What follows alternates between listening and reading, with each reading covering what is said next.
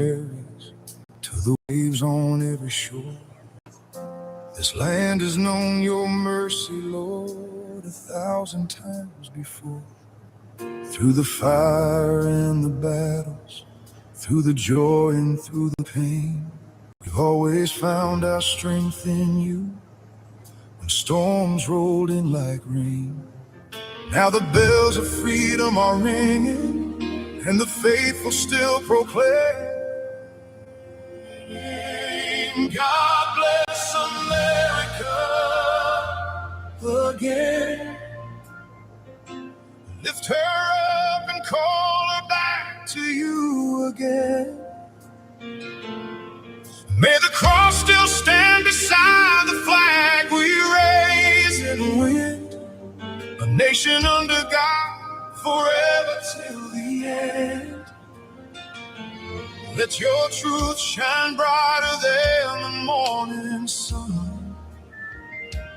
Lord, forgive us where we've begun, and God bless America again. Hey everybody, happy Friday. We got a big, huge lineup today.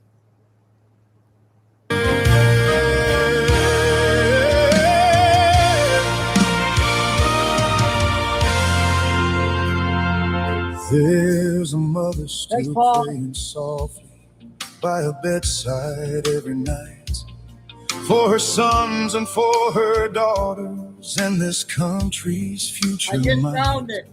There's a preacher in a small town, still preaching heaven's truth, still reminding broken hearts that grace can make us new.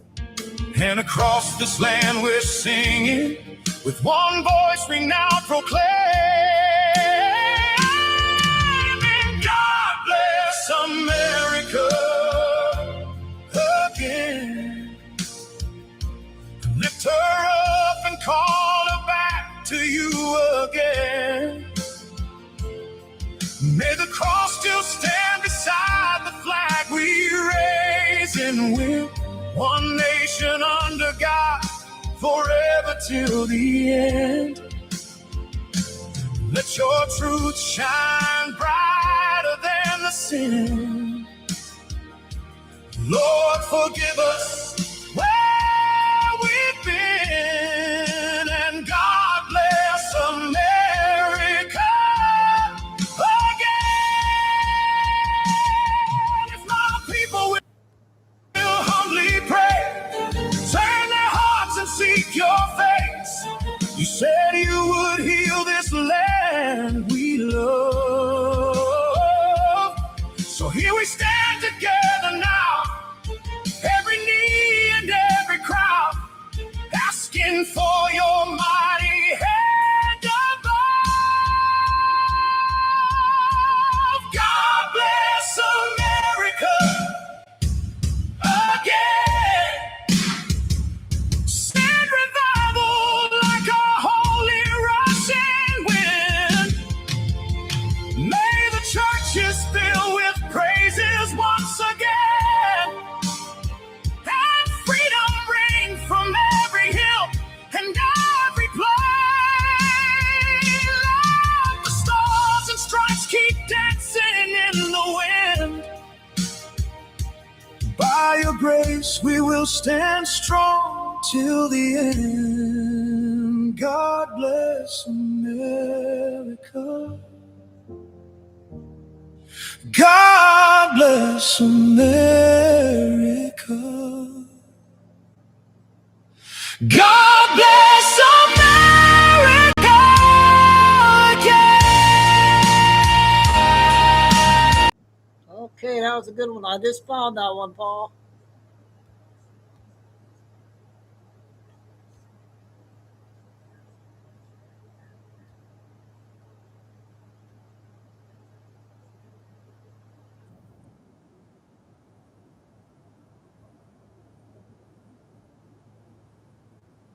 One minute.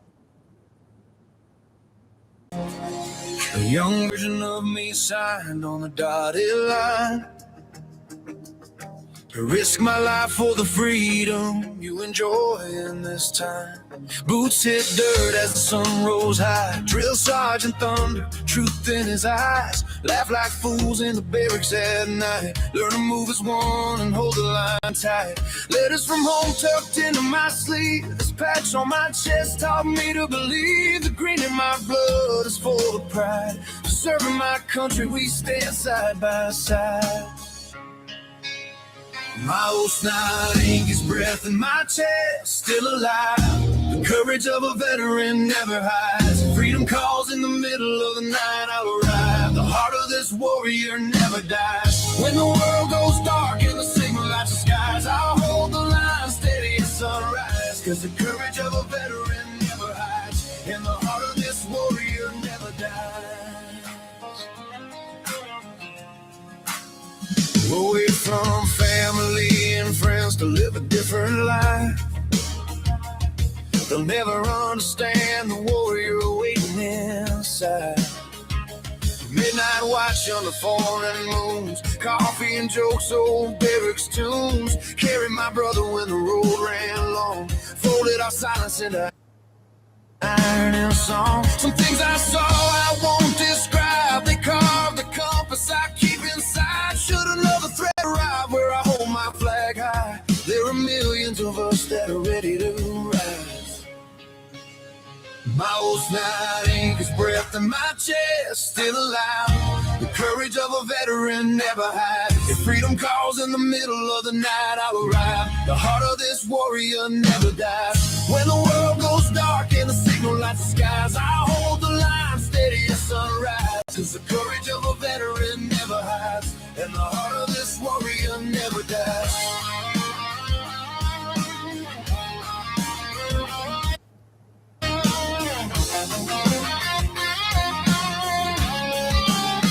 I hung up the uniform, not the vow, not the white.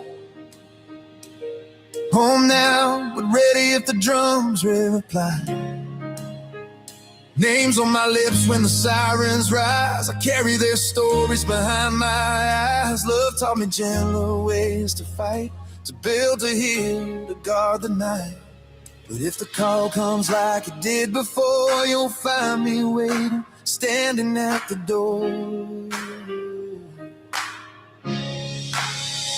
Side by side, shoulder to shoulder, we get braver as we get older. Raise that flag in open skies. We remember and we rise.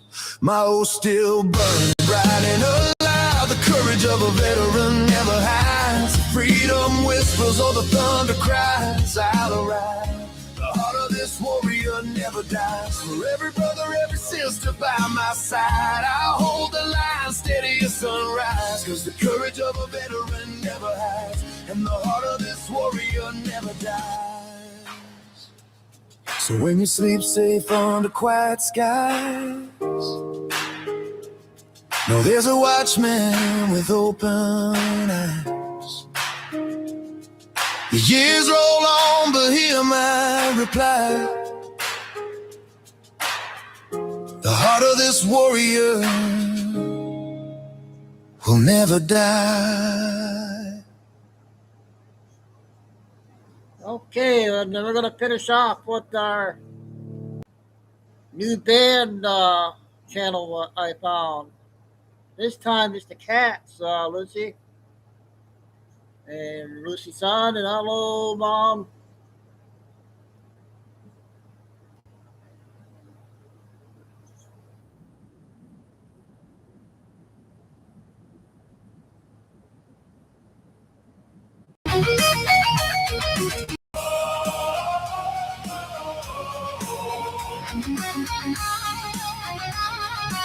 KKK, what up?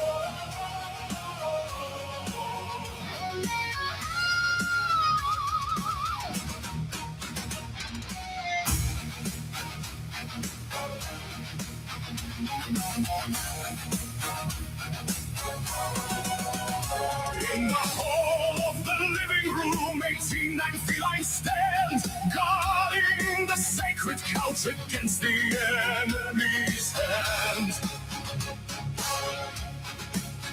Through the hallway of carpet, shadows fall on the tile. The dreaded vacuum approaches, a tyrant vicious and vile. They gather high on the cat's three claws and shift to the sky. No step back to the bedroom. Today we purr or we die. The roaring machine draws near. Its suction strikes mortal fear. Hold the high ground on the chair, flying far everywhere. For the grace, for the might of our cause, for the home of the holy catnip, for the sun, for the grace of the claws, we will never surrender our nap. Through the sound of the vacuum's roar, we defend the living room floor. Gave their sleep for the sacred beam, in the name of the feline dream. Down from the top of the bookshelf leaves a brave tabby knight, snacking the noisy intruder with feline power and might. Red laser dot on the carpet, leading the flank from behind. No greater courage in nature than 9 lives alive. Though the spray bottle threatens, though the vet calls our name, we remain on the armrest, undefeated in fame. The roaring machine draws near. Its suction strikes mortal fear. Hold the high ground on the chair, flying far everywhere. For the grace, for the might of our cause, for the home of the holy catnip, for the sun, for the grace of the claws, we will never surrender our nap. Through the sound of the vacuum's roar, we defend the living room floor. Gave their sleep for the sacred beam, in the name of the feline. Good, you made it, Lori. We got a huge lineup tonight.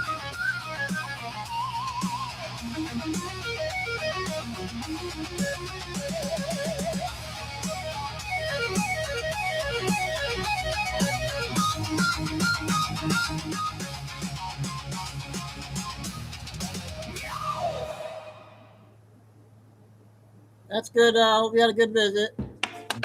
I tried. Okay.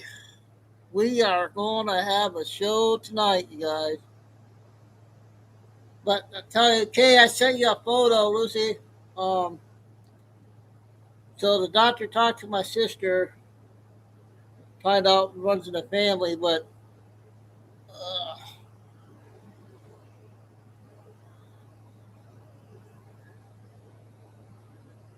come on. Dang it.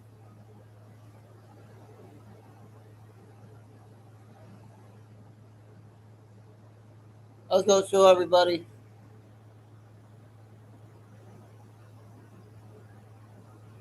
So they want me to take that to check for cancer because of my age. It's going to be 55 in November.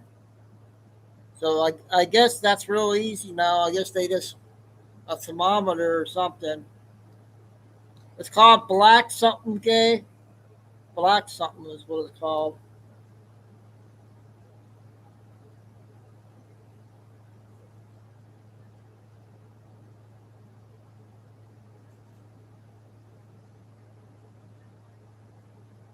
Okay, let's see. I hope everything's okay with son and mom is going to listen.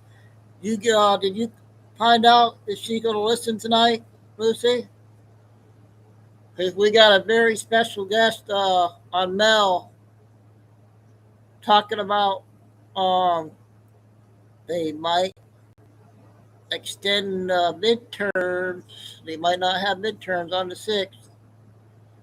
So this guy that she had on was really good, and it's a 2-hour one. So that's why I'm glad I got home. I got home on time,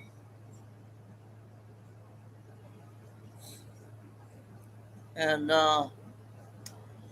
so yeah, it's gonna be a big night tonight. A lot of important stuff. I got.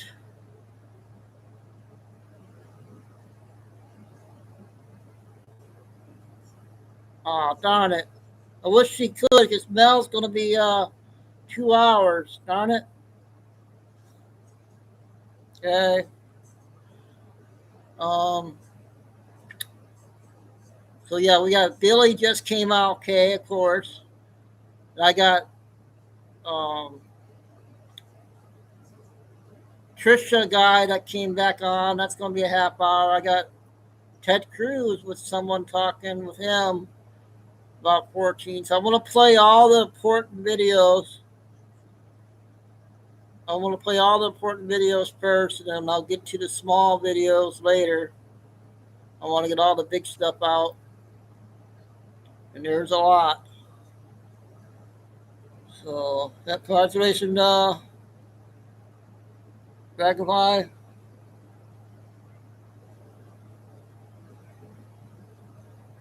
All right, so we are going to get started.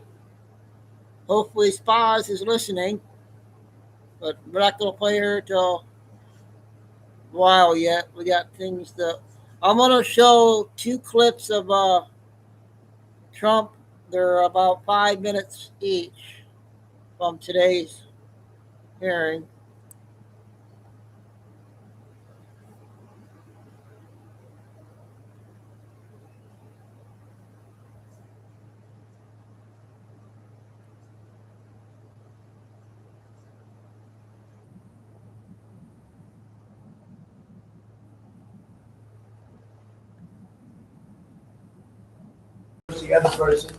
The other person came a rocket ship upward, and he lost. And I think I'd be the same. But would you? I mean, I shouldn't say that.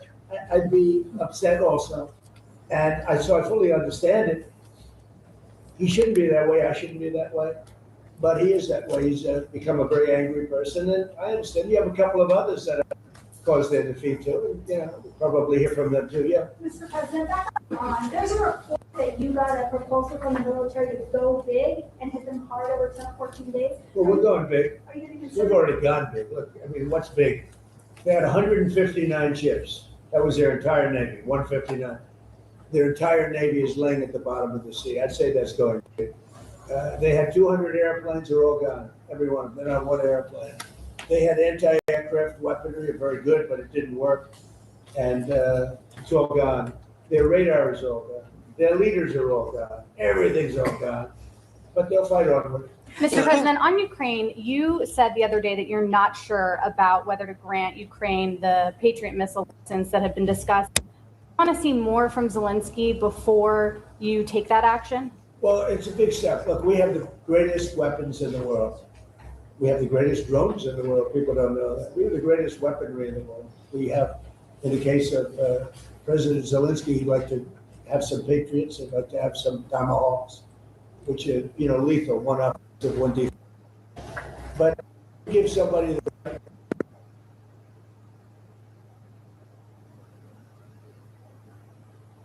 missiles were shot.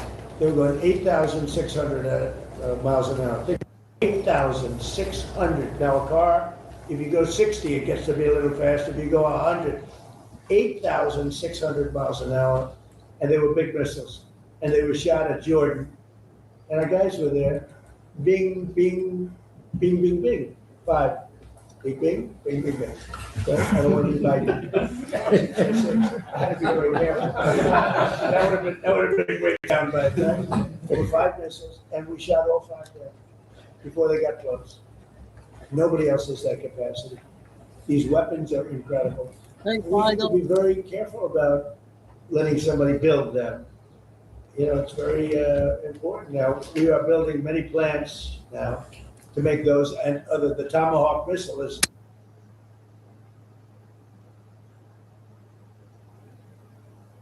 Nobody's ever said anything like it. You have to be very judicious, but you have to be very careful. Now, we have not agreed to that. We're talking about it, but it's a hard thing to give away that kind of technology. And I don't think this would ever happen. You give that technology, they can someday turn on you. You know, that is possible. You look at war, it's happened a couple of times over the years, right? So we have to be very careful. I mean, we guard that. We have the greatest military in the world, but we have the greatest weapons in the world. Now we have to make them a little bit faster because we've given a lot away. You know, President Biden unfortunately gave a lot away to Ukraine, and he gave, so did I. I mean, I gave them the javelins, the tank busters. Without the javelins, that war would have been a one-day war, would have been over. They wiped out the tanks going up to Kiev when they got stuck in the mud. We're going very nice. It would have been over. But the javelins are unbelievable. The greatest weapons in the world. We have to be very careful about giving out the secrets to those weapons. And they're not, you can't copy them. It's a little like NVIDIA. They have a chip. They say you cannot copy it. The complexity is so great you cannot. You know, most things you copy.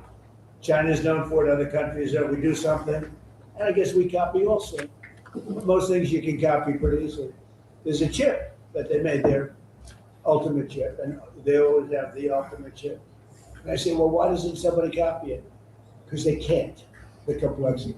They can't copy our weapons. We have the greatest weapons in the world. Many of them.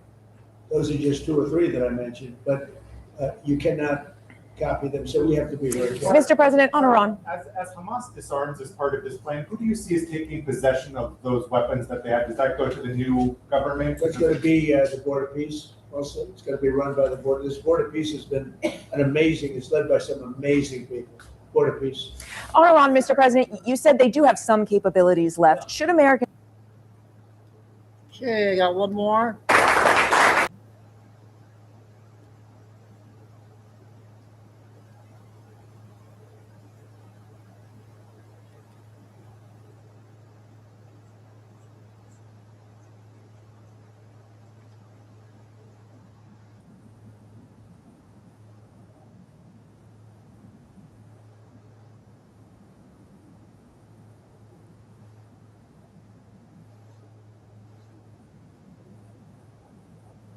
Wrong one.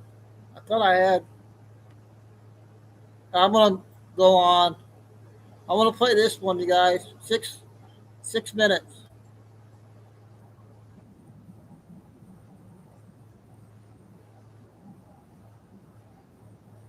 Tom, I hope your Monday is going well so far. I hope you enjoyed the morning mash with me and Captain Ron, which I put out a little bit earlier today. I do have a short article I would like to read. It should only take 3 or 4 minutes, and then I will let you go. And we'll talk again tonight at 8 o'clock p.m. Eastern Standard Time for Nibiru News Live. The title of the article I would like to read is FEMA Smart Guillotines or Guillotines Placed in FEMA Internment Camps. And I shall read. On January 23rd, a United States Air Force C-17 cargo plane arrived at Andrews Air Force Base loaded with crates of smart guillotines, says a White House insider speaking under condition of anonymity. What do you guys think so far? Technologically advanced guillotines, he said, are being manufactured in Beijing before being flown exclusively to U.S. air bases. Then, the military distributes the guillotines to FEMA camps nationwide. He said the Smart Guillotine project was commissioned in 2007. at the request of former President Barack Hussein Obama, who had hoped during his term to declare martial law and use the deadly apparatus against patriots and freedom fighters that challenged his one world government agenda.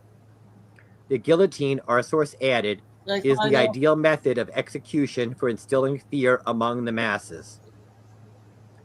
The guillotine gained population during the French Revolution. The device consists of a tall upright frame in which a weighted and angled blade is raised to the top and suspended.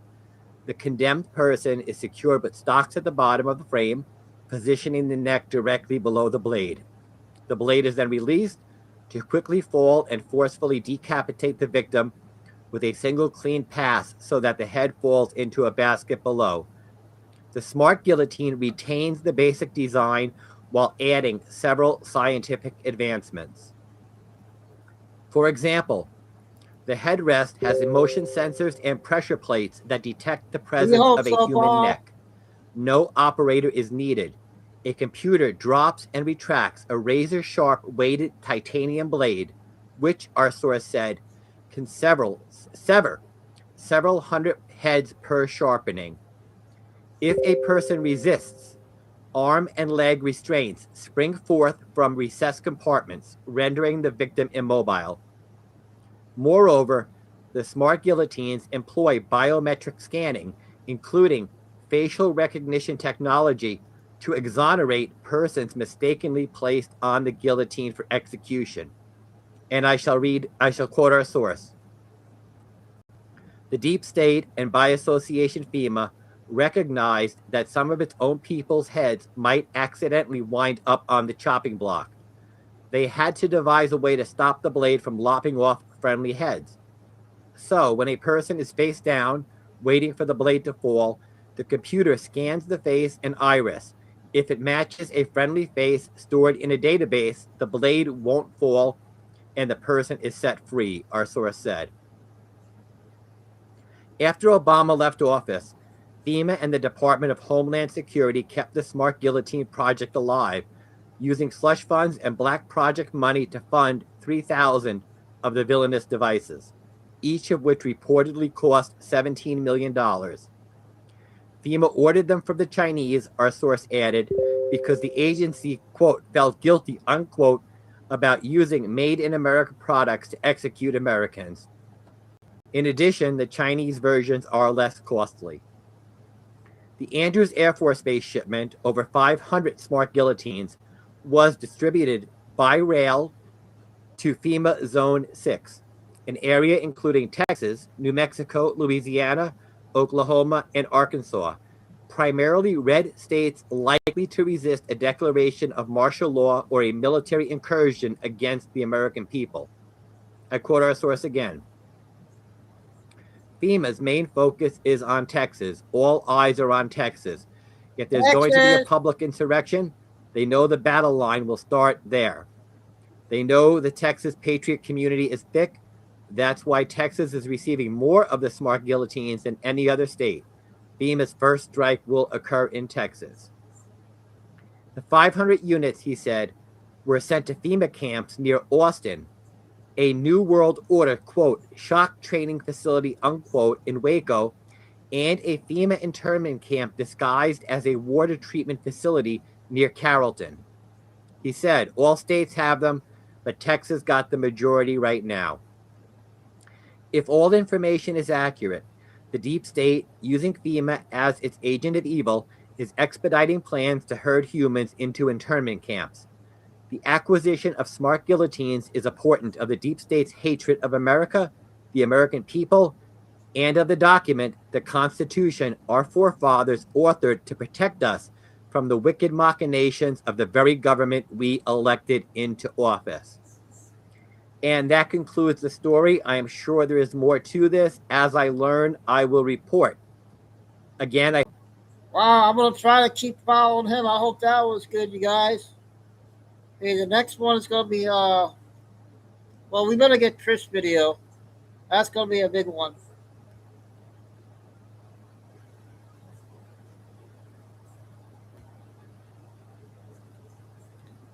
And then we'll do Mel. And then we'll do the on the show. And Absolutely. I've been telling viewers, stay tuned, 25. Dr. Kirk will have something to say on this, about China.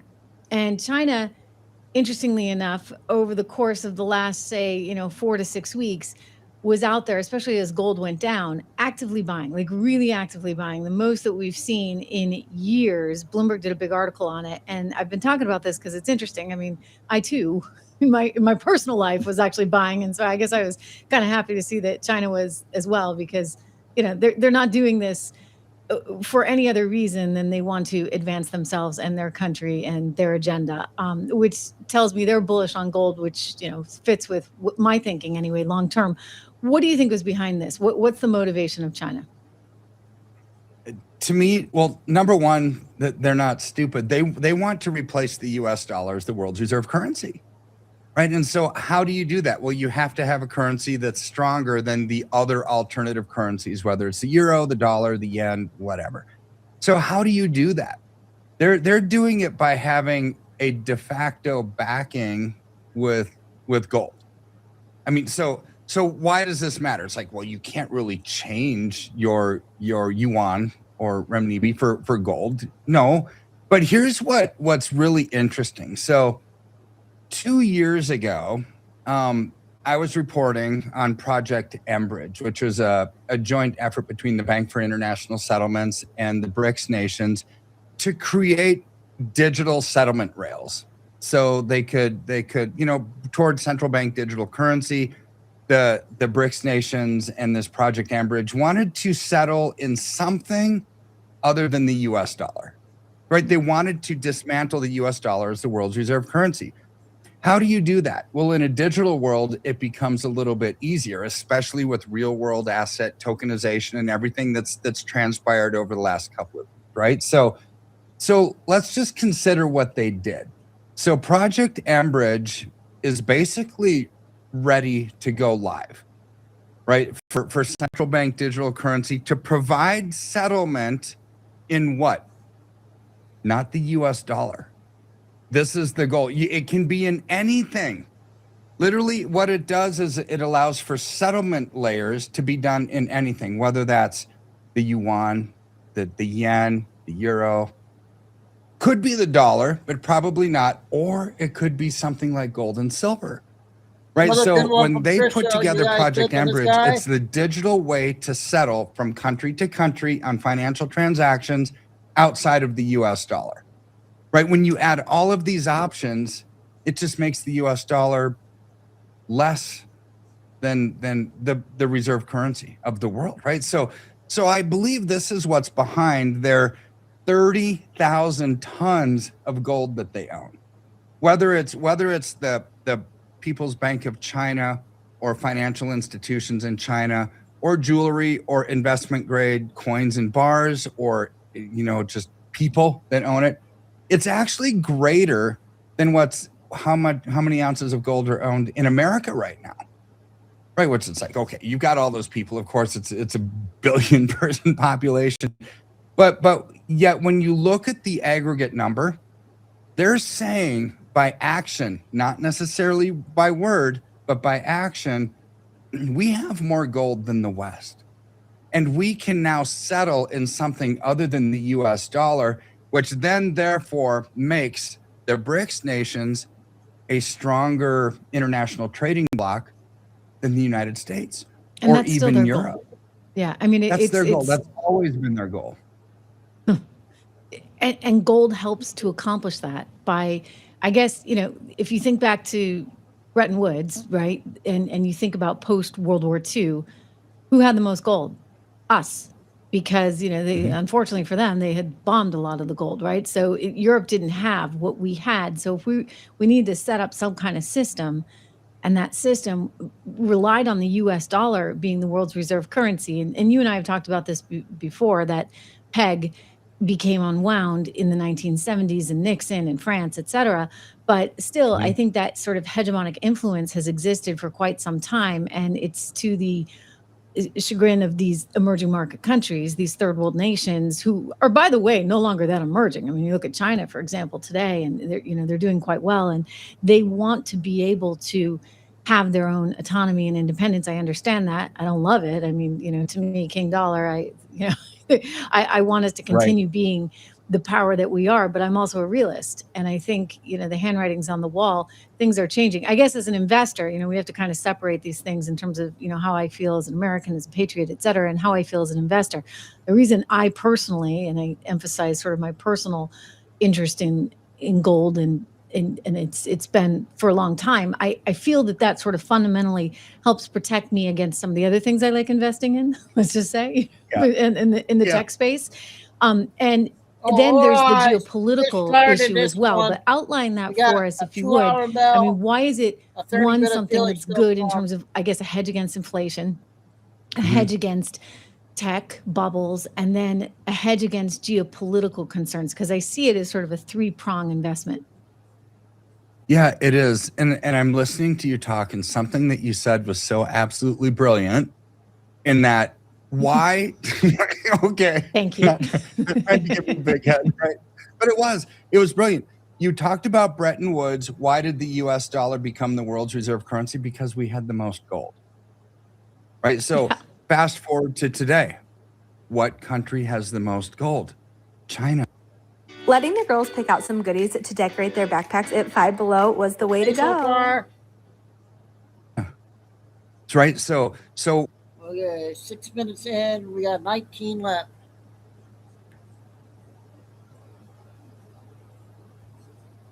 Well, you're seeing this paradigm shifting moment moving towards, follow where gold flows go, right? I mean, I don't know what the reason is, but throughout the centuries, throughout the millennia, since the beginning of time, kings and kingdoms have fought after gold. Going all the way back to the Old Testament, right? It's like, this is what has always maintained value, and it kind of always does. Now, currencies may come and go, exchange rate risk, political risk, purchasing power risk. You've got geopolitical issues.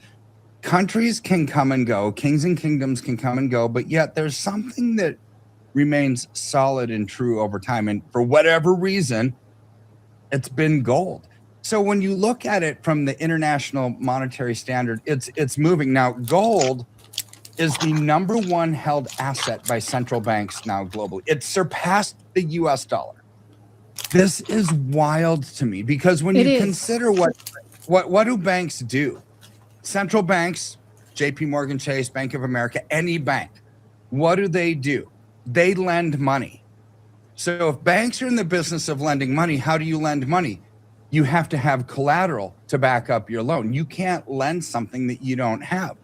So the fact that central banks around the world now own more gold than they do US dollars, that tells us one thing. They view gold as a higher value collateral than they do the US dollar or the euro or the yen, because they need an asset so they can lend money. I mean, it's as simple as that to me. So you can't lend money if you have a worthless asset to collateralize your assets. So they're looking at gold. I mean, this is something that's real interesting to me, because you go back to the Basel III Accord from years ago. What did it say? It made gold a tier 1 asset, which puts it on par with currency in central bank standards, right? Now, what did China just do? China, over the last few months, went one step further. They already recognized gold as a tier 1 asset, but they made it an HQLA, a high quality liquid asset, which means that settlements between countries, you can either use your own currency, the yuan, or you can use gold. And high quality liquid asset means it's on par or the exact same as your currency. See, banks around the world are starting to look at gold as a collateralized asset against their loans. I mean, why would you do that? Because it has value, right? And to me, when you look at the Fed, the Federal Reserve, I don't understand why in the world They value their 8,500 tons of gold that they own at $42.02 an ounce. It's an archaic mechanism. So there's been talk at the Fed. It's like, well, let's just actually mark to market here. Let's have our 8,500 tons of gold be valued at $4,000 an ounce. What would that do? Well, that would actually increase their balance sheet, allow them to lend out more money. I mean, it's this very stupid policy to have gold valued at $42 an ounce. I mean, that's what it was in the 50s, right? But see, if they were to market their gold holdings, now they're going to be on the same playing field as other central banks around the world, that they can now lend out against that, because central banks are looking at gold as collateral, not necessarily currency. Okay. So if we are to assume that every country in the world wants to have this independence, right? And to your point, they're going to continue accumulating gold. How do we explain what's just happened in recent weeks? Like, why would gold be going down? It seemed like we were heading towards $6,000 an ounce, and then all of a sudden this pullback. Is it a healthy correction? I mean, again, like, you know, my position, I actually have been getting in, much like China during this time, but I'm sort of saying, like, why isn't everybody else getting in? So it is a healthy correction. We got really overbought status over the, 2025. Silver was up 140 something percent. I know. Gold was up 70%. I mean, it was amazing. I mean, it was actually sort of alarming. I know. Yeah, but why? It's because you get that kind of price action because people say, I want something that's going to have value, that's going to grow. And then at the end, you always get fear of missing out, right? It's this FOMO. It's like, oh, look at this trend and I missed it all. We're going in. And then you get this bubble frenzy. But here's an interesting thing to me. It's like, what caused the pause of that bull market? It was the Iran conflict, right? So Wouldn't January 30th. you think that would do the opposite, though? You would think, right? So you would think that would, because during times of geopolitical conflict, issues, gold and silver tend to be flights to quality. However, the narrative shifted. I mean, if you're watching any financial news program, if you're looking at news stories, it's like the narrative shift. You can see it. I can see it. Everybody can see it. What did it turn into? It was all about inflation from the price of oil. How do central banks slow down inflation? They raise interest rates.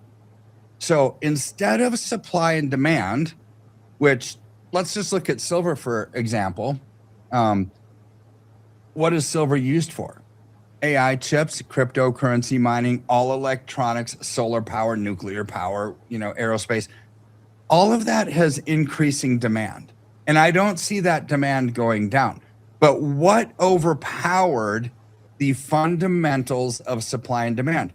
It was this narrative that was being driven into our brains from every financial news program on earth saying, the price of oil is going up because of this conflict in Iran. And because of that, we're not going to have lower interest rates anytime real soon. You got to raise interest rates to slow. So since January 30th, when silver and gold basically hit their peaks, and then the Iran conflict started in February, you've seen this consolidation. It came down and now it's been moving sideways because of that narrative. Now, if you look at what's been happening to the price of precious metals over the last few weeks, people are getting tired of this narrative. I can tell, right? What if this conflict goes on for another 5 years or 10, like Afghanistan did, right? Does that mean that the demand for silver is going to go away? No. AI is not going anywhere south, right? Neither is cryptocurrency mining, neither is electronics, right? So the demand is going to continue to increase. And what people are starting to look at is, let's look at the fundamentals. What if this conflict does go on for a long time? Then we should actually start looking at things politically, geopolitically, hedge funds, big banks. They all see that, right? That maybe this goes on for a while, maybe it doesn't. But to me, it's human nature. If you go back. Okay, we got 11 minutes, 10 minutes. Billy Bean will be next, and I'll do a few short ones, and then we'll do Mel.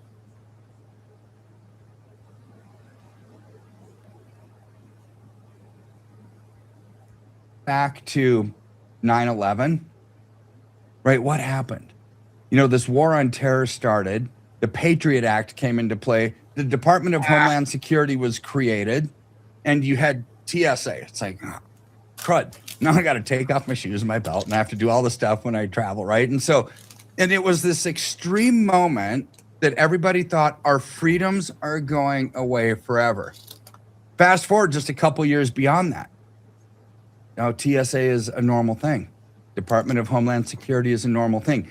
The extreme becomes normalized over time, right? And so just like the narrative of this conflict in Iran, you just keep hearing it and hearing it and hearing it. It becomes normal everyday talk, right? And so then people start to look at the fundamentals of the markets rather than the noise. Right. I hear you, because that's why.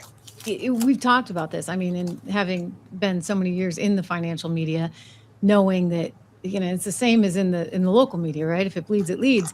And it's the same kind of thing in financial media. And I always say this to people, be really, really careful. I tell members of my own family, like, you have to turn off. And I say this as a former CNBC employee, right? As a former CNBC anchor, you've got to turn it off, because it will actually color your judgment in ways that I don't think are productive or helpful, because you get divorced from those fundamentals. It's one thing to be a day trader. If you're actually in this for the long game and for the long haul, you've got to be thinking more strategically about those fundamentals, which is why, again, like, look, I see gold going down. I'm not looking to turn it next week.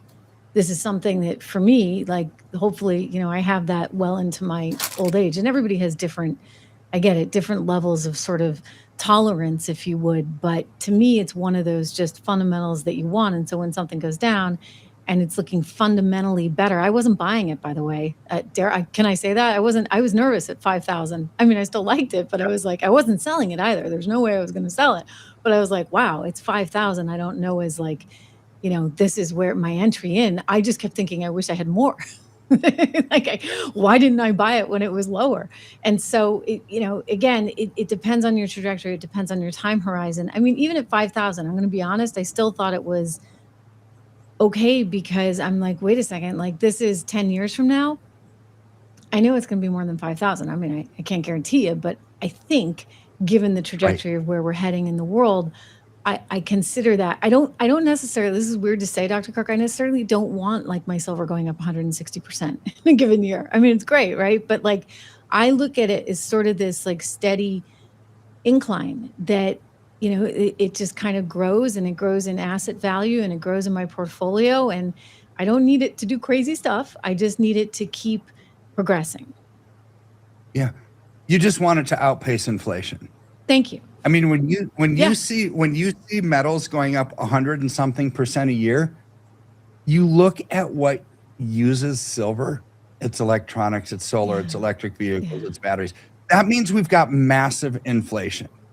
Yeah. You see oil that go up, and people look at investments like, I want to take advantage of this investment. I hope it goes up 100%. It's like, do you really? I mean, literally, yeah, because then if you that know it's happens, going to. Same thing with, like, semiconductor stocks, right? I was talking to somebody today who was, you know, upset about, you know, Nvidia coming down from its highs, but I mean, it's kind of going back up. We'll see how it all shakes out. But I'm like, look, unless you're getting rid of it tomorrow, like, don't mark to market here. Right? Yeah. I guess you could take a page out of the Fed's book, right, with the $42 gold, but you kind of need to look at the longer term horizon. I think that you do. I think you have to look at your investments like your kids almost, right? It's like you invest in something because you want it to grow over time. I mean, you're a mom, you're a good mom, and you instill time, love, training in your kids, knowing, because down the road, when your kids turn 18 or 20 and they become productive adults, you've invested in them, and you're going to get a great return on your investment in your kids, right? I mean, so let's hope. But if your kid has a bad day when they're 14 and they're giving you lip and they're mouthing off and they make mistakes, do you get rid of them? No, you don't. Same thing with investments, right? You look at this, why am I investing the way that I am? Is it going to make sense down the road? I'm not talking buy and hold forever. I think that's stupid. I think day trading is stupid too, right? But when you can identify these emerging trends, You allocate into it because you see something down the road that is going to be very impactful to society, to technology, to whatever. This is why AI stocks right now are just bubbling over at the top, right? It's like, oh, AI is going to change the world. And I use Claude. It's like one of the most productive tools that I've ever seen ever. And I think I'm a smart guy. And it's like, okay, I ask it the right questions and it can spit out something in like 5 minutes. It would have taken me 3 weeks to get done normal. It's like, this is amazing. And I look at that and I think, oh my word, that I love it, but the implication is I don't need to hire people to do this anymore, right? It's like, so the implications of society are going to be extreme. But you look at these trends and you look at this technology, and moving forward, you want to invest in something that is going to grow over time because it has a fundamental shift to the way that we live. So AI is bubbling over. Does it mean that it's not a good investment moving forward? No, it just means it's a bubble right now. It's like I probably would buy it more on a dip. But look at gold. Central banks are allocating into it. How we started this show with. You know, China's allocating into it by the tons. The world is changing from fiat-based money to something different. What is the something different? Is it going to be a gold-backed currency? Is it going to be digital money? Well, I mean, it might just be both. I mean, right? Yeah. I mean, if you say, okay, you know, we're going in this digital direction, and there's a lot of pros and cons about all of that. I mean, if you still want to be the currency of trust, of value, right? You're going to want to have deep pockets with gold. If that's, I think, what's going to command the most sort of presence. Okay, you know, great, you got Bitcoin, but like, other than maybe being the cool kid on the block, like it's not going to be as, and I don't say this to diss Bitcoin, I actually invest in Bitcoin too, but I see these as two very, very different kinds of investments. So for so long, people were like trying to group them together. And I'm like, no, like forget about it, because they're two completely different things. And gold is that steady Eddie that's going to command you the respect on the international stage. And, you know, Bitcoin is pretty cool and pretty happening. And, you know, for sure, you know, we'll see, because there's a lot of different technologies warring with each other. It's hard to pin which one is going to fundamentally succeed in the end. Is it digital gold? I just think that's kind of a bad comparison. Do you know what I'm saying? Because they are so different. I mean, they're so different, but yet they're almost fundamentally the same. It's like, when you think of why do people invest in crypto and why do people invest in gold and silver? Okay, let's look. Number one, they want growth. Number two, they want safety. Number three, they want privacy. Number four, they don't trust the system. Okay, that's why people invest in crypto generally, and that's why people invest in precious metals. Now, how they are and what they are, two completely different things. One's digital, one's physical, right? So for a lot of my clients, for example, they're 55 plus, and it's like, I don't know how to set up a wallet, a digital wallet. It's like, this makes no sense. Well, what if there's an EMP blast? What if the power goes out? What if there's quantum computing and it steals everything? All legitimate concerns, right? Yeah. I mean, but yet gold and silver, I don't care if there's an EMP blast. It doesn't go away. It's a thing. Right. It's a thing. It still accomplishes the same philosophical goals that maybe cryptocurrency people have, which is they don't trust the system. They want privacy. They want growth, right? Same thing, but it's just a different way to accomplish it, where a younger person might want crypto, an older person might want gold. Right. When I look at it, and you invest in something to eliminate all of, it's like eliminating the risk of technological failure or theft is really where gold and silver can thrive and shine and do so much better than you can with even cryptocurrency. Yeah. I mean, look, you're preaching to the choir. I mean, we're kind of like, we're becoming an echo chamber. I got to watch that. Although we had a few caveats in there. Listen, I think what you guys are doing is great. I know that you have the real McCoy, like the real stuff. You get the actual gold with Dr. Kirk and his team. So go to Trish loves gold and silver. Don't forget about silver, because as you heard Dr. Kirk explain, I mean, this is the play on the technology of the future. And so there's a lot of different reasons, not just the sort of, okay, I want to have a precious metal, but I also want to be investing in some of these things that, you know, kind of give me exposure, if you would, to that future of technology. So lots of reasons to do both. That's why Trish does love both gold and silver. Trish loves goldandsilver.com. And Dr. Kirk, you got a great team. Okay, I thought that was a good interview with him again there. Okay, we got Billy, 25.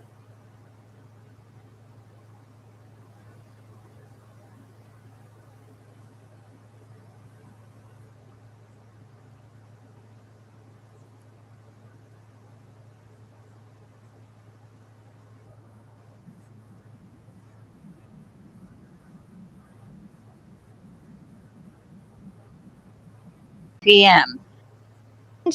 who were trained in Texas about 1 p.m. And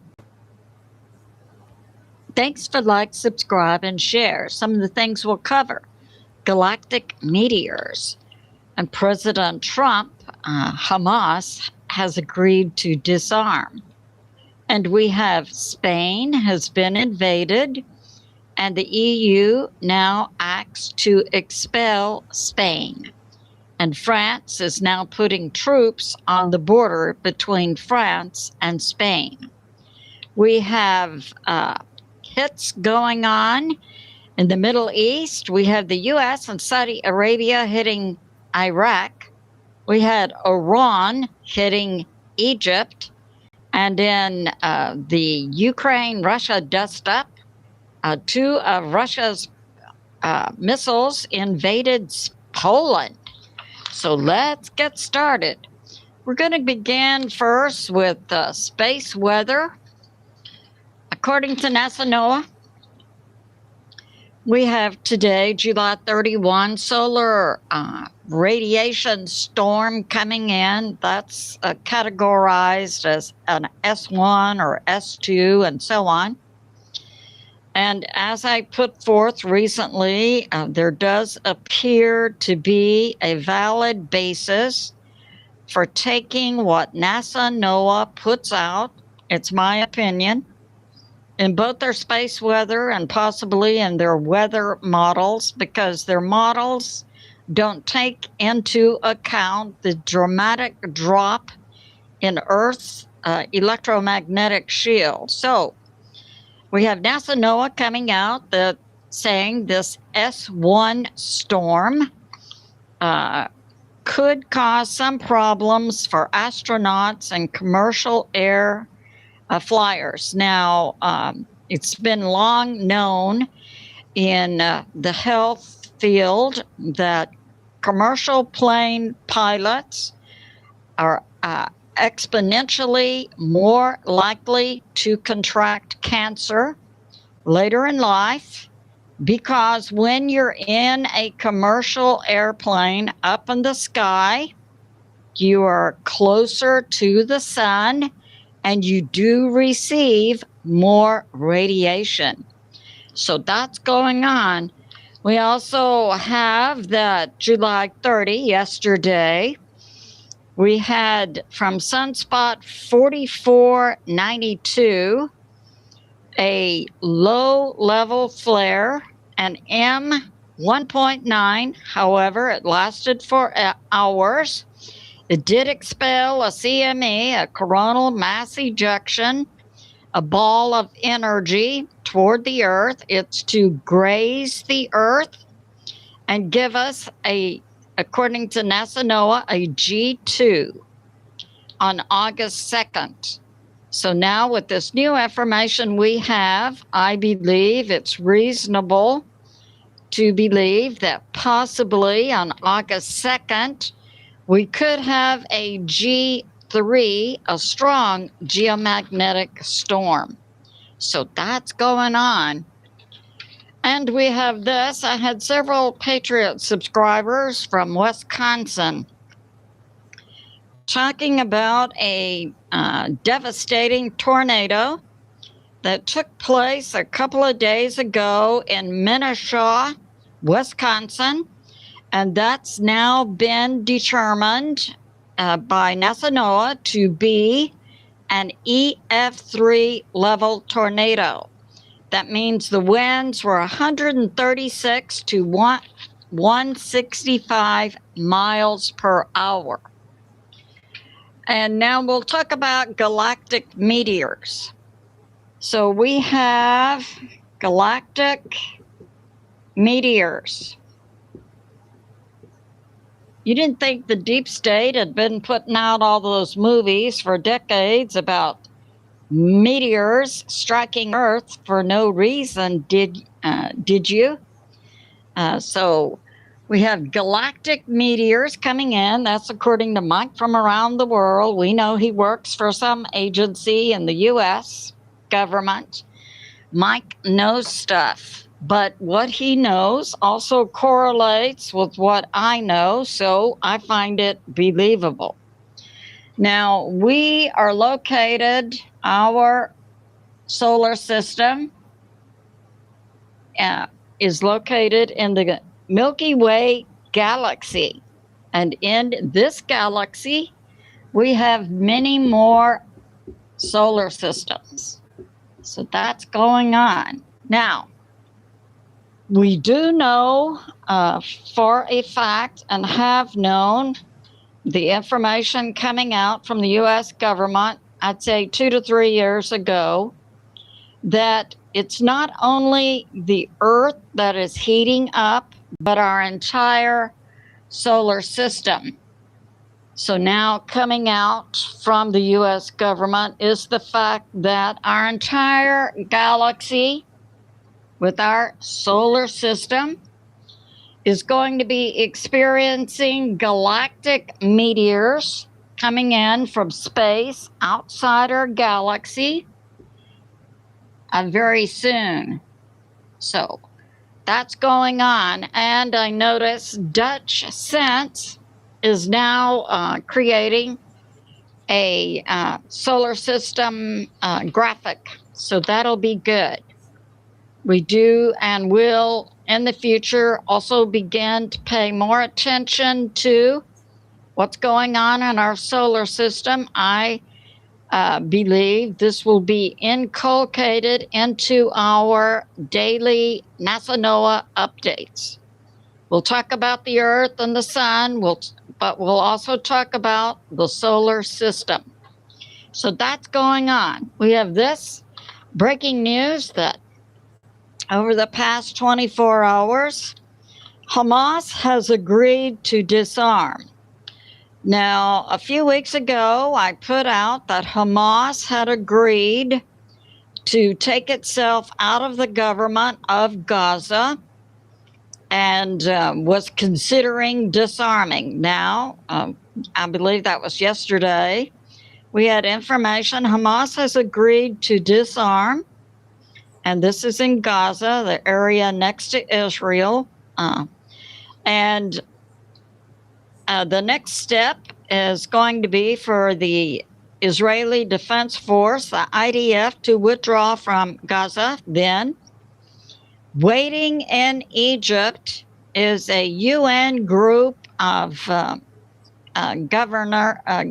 government to come into Gaza to set up a new form of government representative of the people of Gaza.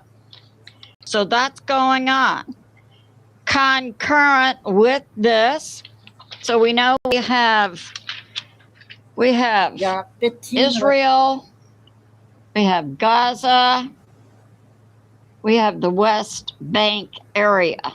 Now, legally, the West Bank, according to UN filings, is technically, legally, still a part of Syria.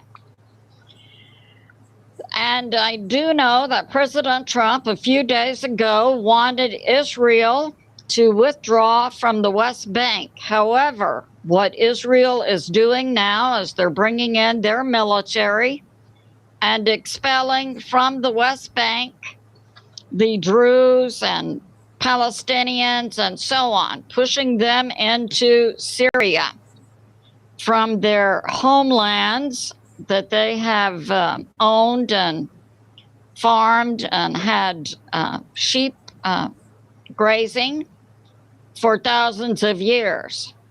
So I don't know how President Trump is going to handle diplomatically the issue of the West Bank. But I submit it is good news to hear that progress is being made to bring peace to Gaza. And now we have this. So yesterday we saw a small Spanish enclave, Ceuta, being invaded by Allah Akbar, military age men. No women, no children. It's just an invasion of Spain. So we have Spain, Morocco, a part of Africa, and we have Ceuta right about here. It's a small Spanish enclave. Yesterday, we saw 50,000 military age males storming into this area. Now, the nutball leader of Spain, Pedro Sanchez, has been publicly making statements. Yes, Spain in a few days is going to give amnesty to all the illegals in Spain. And looky, you got 50,000 military age males. These were, we saw many videos. These are young men in their early 20s. 50,000 going into this small Spanish enclave that has a population of 80 to 85,000. It's absolutely an invasion.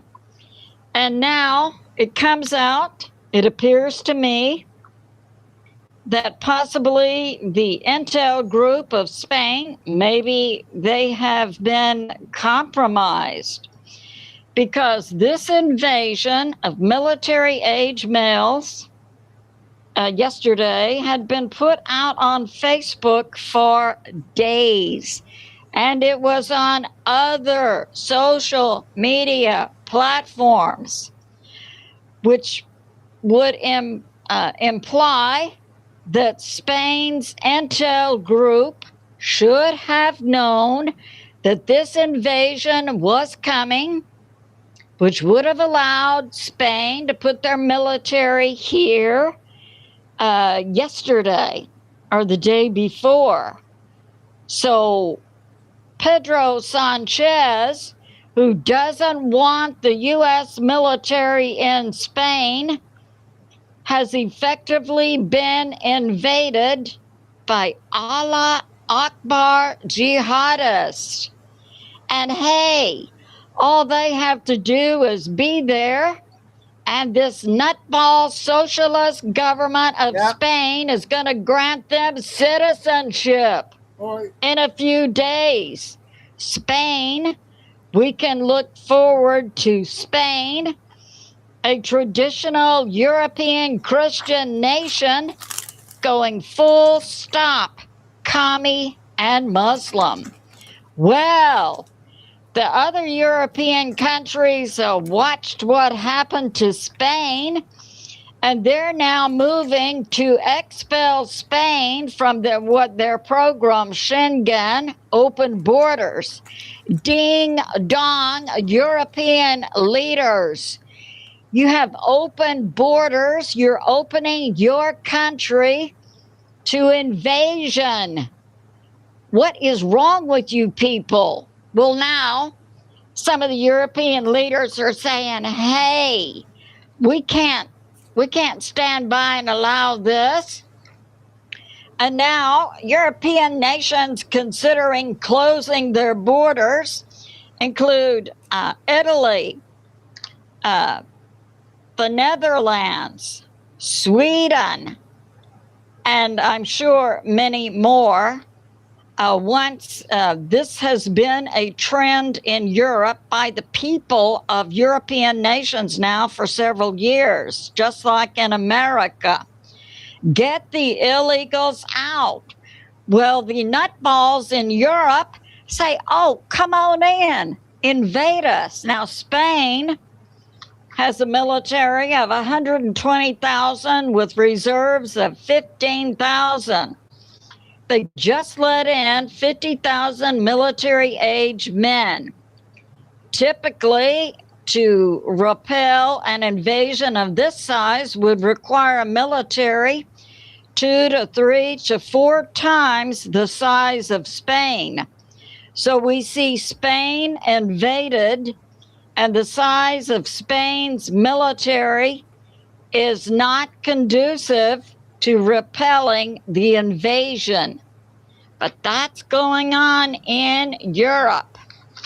And apparently Pedro Sanchez addressed the people, I believe in Madrid, and he was strongly booed this morning because the Spanish people appear to be much more awake than the Spanish government. And what about that lapse in the Spanish intel? Just saying. Now, it's also coming out, I believe Benny Johnson put this out, that it's believed this invasion of Spain by military-age Muslim males was orchestrated and organized and paid for by George Soros. We know he's a deep state player that believes in a new world order. And it won't be Spain in charge of its country, nor the European Union in charge of Europe. It'll be the deep staters, including George Soros. So we've got that going on. But hey, Pedro Sanchez doesn't want the U.S. military in Spain. Well, Pedro, you activate your own military. So that's going on, and it sounds like you might need some extra security for yourself, because it sounds like the people of Spain are absolutely on their last nerve. So that's going on. And we have this from Danny Hopeg, who interviewed former CIA Larry Johnson and retired Colonel Wilkerson a few days ago. We see Iran making a hit on Egypt, hitting in Egypt's port an LNG carrier. Now, why Iran did this is unknown. And we have this, that the Jordan government is coordinating with the U.S. military in Jordan to act against any hits from Iran on Jordan. And we have that, yeah. So a few days at the date of the funeral of the late Senator Lindsey Graham, President Trump met with Zelensky. And right after that meeting, we had the foreign minister of Ukraine calling Arachi the foreign minister of Iran, saying that Ukraine did not mean to hit, several days ago, the Iran ship that was carrying weapons from Russia to Iran. So that's going on. Apparently, President Trump told Zelensky that Iran has missiles that can hit Ukraine. So that's going on. And we have this. We have that, so in the past 48 hours, We had Russia sending missiles deep into Ukraine, and this would be Western Ukraine. So we have Ukraine, Russia, and we have Poland. Lviv is right on the border of Ukraine and Poland. 2 of the missiles missed. 2 of the Russian missiles missed Lviv, Ukraine, and traveled 50 to 60 miles inside Poland. Fortunately, they hit empty fields. The Polish government says, made a statement to Russia, watch out where you're sending those missiles, but did not invoke NATO Article 4 nor 5. So that's going on. And in Poland, no one was hurt nor killed. And we have this. We've seen in the past 24 hours also Saudi Arabia joining with the U.S. to make a joint hit on the Iran proxy Shia militias in Iraq. So we have Iran, Iraq, Saudi Arabia. Down here we have Yemen. So in the past 2 to 3 days, Iran's proxies, the Houthis in Yemen, and Iran's proxy, the Shia militias in Iraq, have both made hits on the Saudi Arabia oil refineries. So then yesterday, there was a joint hit by Saudi Arabia and the U.S. on Iraq. We see the war conflict, dust up, expanding. So that's going on. And we have this. President Trump also yesterday has signed an executive order and talk about illegals in the U.S. Apparently we have the U.S. Transportation Department and ICE taking illegal CDL holders, and these are illegals who cannot speak, read, nor write English, which is a requirement in the U.S. to get a CDL license. But we have commie states who illegally, according to federal and their own laws, have issued CDL license to the illegals. So now I believe President Trump said ICE had taken about 25,000 illegals out of trucks, and they illegally had a CDL license. And now he's signing an executive order so that veterans who were trained in the U.S. military as CDL drivers can now skip the driving part of the CDL license, and they have to do the written part, and then they can get a CDL license. And the federal government has tightened up the requirements all across America with regard to holders of CDL license. So way to go, President Trump. Make America great again. This concludes my update. It's good to be in prayer for America, President Trump, the U.S. military, world peace, and world health. I love you, and I'll see you soon. Okay, we got Trish ones out. We got Billy out. Now I got 3 10-second ones. They're funny ones. You guys will like these ones. And then 2 7-minute ones. And then we'll do Mel.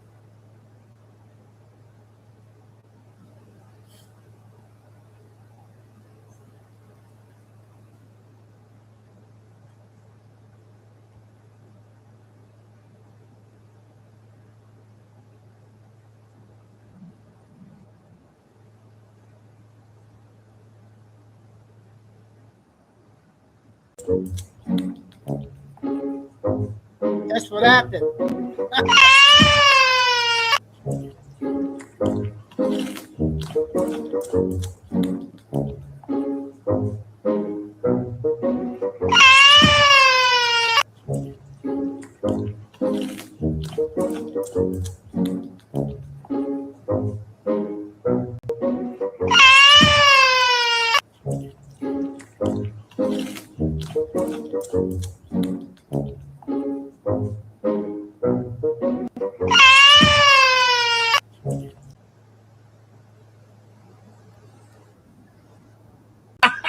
Ready, go!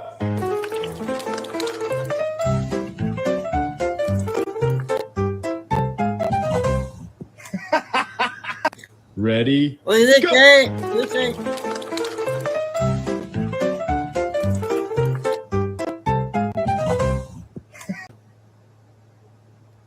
Okay, one more.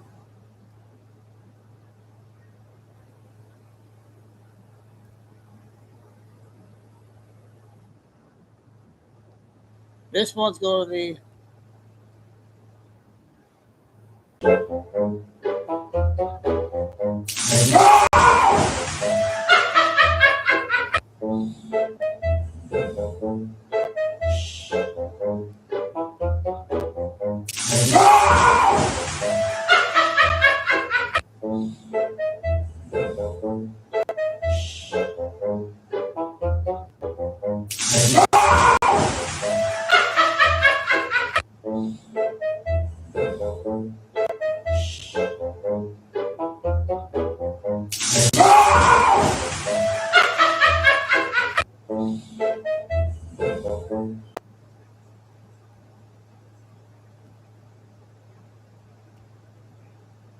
I gotta see where I found that one at.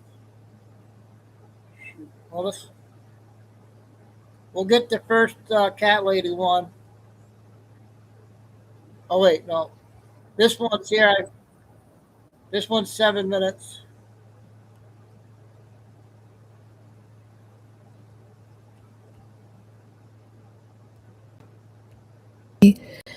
And he said that it's going to be bad and the trouble is coming. And I started to weep. Tears started coming out of my eyes because I felt his pain coming through me. And I said, but Lord, your word says that you're going to protect us. And he said that many will perish due to lack of knowledge. He said, now is the time that we need to use all the knowledge and the wisdom that he has taught us. Now is the time to be brave and to stand up and not be the little lamb, but we have the Lion of Judah living inside of us. And now is the time for the Lion of Judah to come out with a mighty roar, not to be the silent little lamb right now. And he said that we're going to need to use all of everything that he has taught us. It's time to stand up and shout and time to do something. And he said, yes, I will protect you, but we need to use knowledge and wisdom that he has taught us all of these years. He said, those who have eyes, they will see. Those who have ears, they will hear. And he said that many will perish due to lack of knowledge because they had their ears closed, their eyes closed. They were too distracted. If they couldn't hear God before, they're not going to hear him now. And the storm is coming. He said we're in the final minutes. The great and terrible day is coming. And a lot of people think that they can just sit around and do nothing until the great day comes. But the great and terrible day are very close. They are neck to neck with each other. There isn't going to be just great, and then terrible. There isn't. But he says that as the terrible day approaches, there is going to be a lot of bad things happening.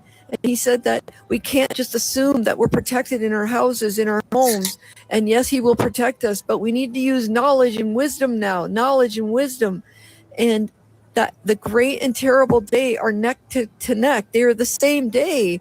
So they're going to be so close that a terrible day is coming and a great day is coming because the Lord is going to take his people out to safety. But there will be many terrible things that happen before the great day.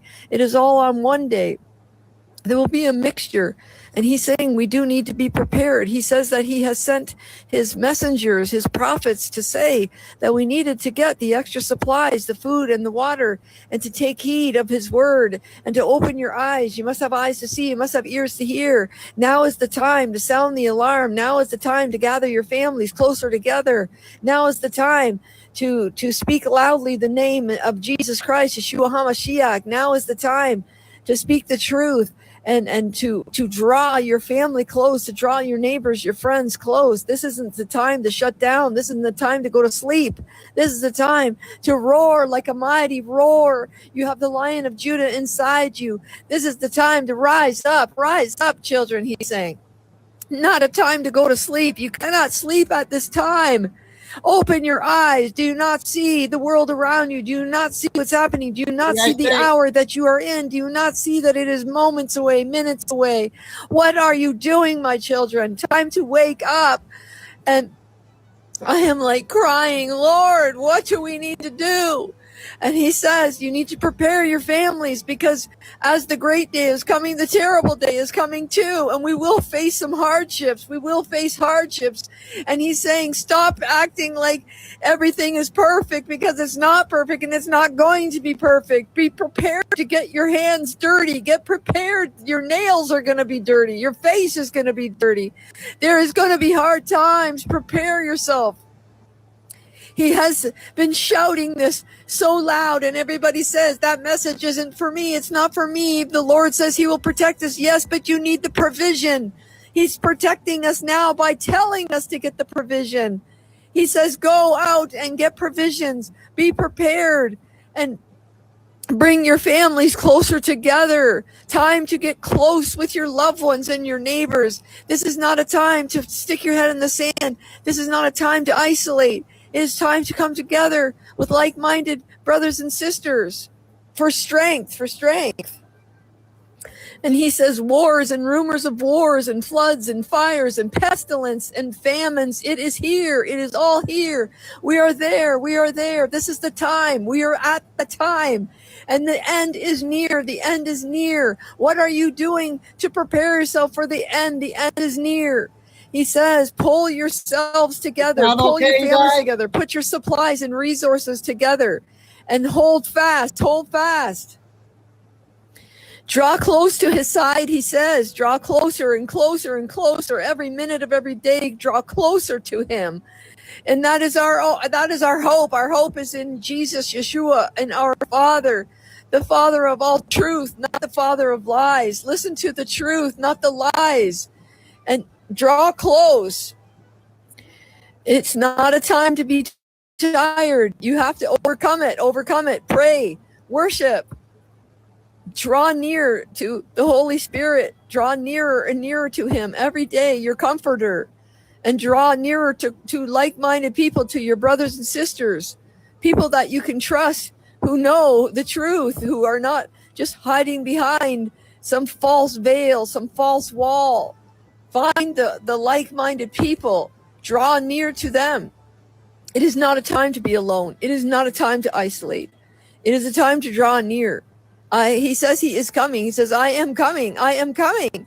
But there is a storm coming too. And he says that we will go through some things. We will get our hands dirty. And I see a vision of my own face and people's faces that are dirty, with ashes, and their hands are dirty, their fingernails are dirty, their clothes are a little tattered. He said we will experience some things. We already are. Many, many, many people are already going through things.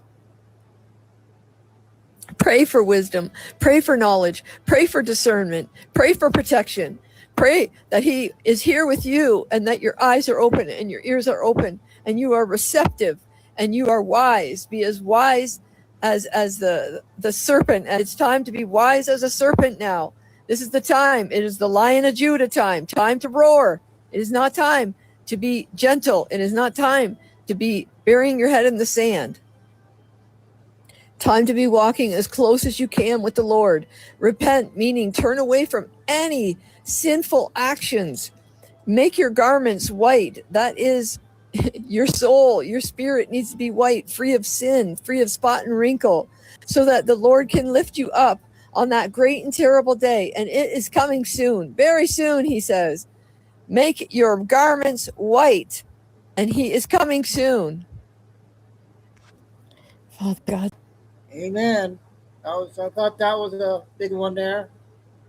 I got Jim Lynn report 10 minutes, then Kennedy is 7 minutes, and then we'll have the big video.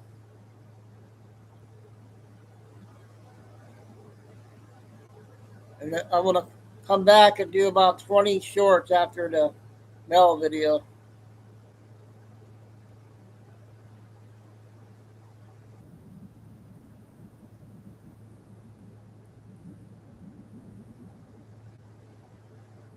First, 2026. Hello, I'm John Michael Chambers, and this is Daily War Report. I ask you to listen with love, as where we go one, we go all. Launching in September is Board of Truth, a monthly broadcast with a panel of board trustees from a military, intelligence, and economic background, where each month we will analyze these very war reports. Also, don't miss Fireside Chat. Premiere show launches Friday, July 31st at 6 p.m. Eastern, a monthly broadcast. The following report has been provided in part by Guardian Daniel R. War Report. Sovereignty Decree. The decentralized educational restitution. The liquidation of deep state indoctrination software, and the systemic unveiling of the global truth system.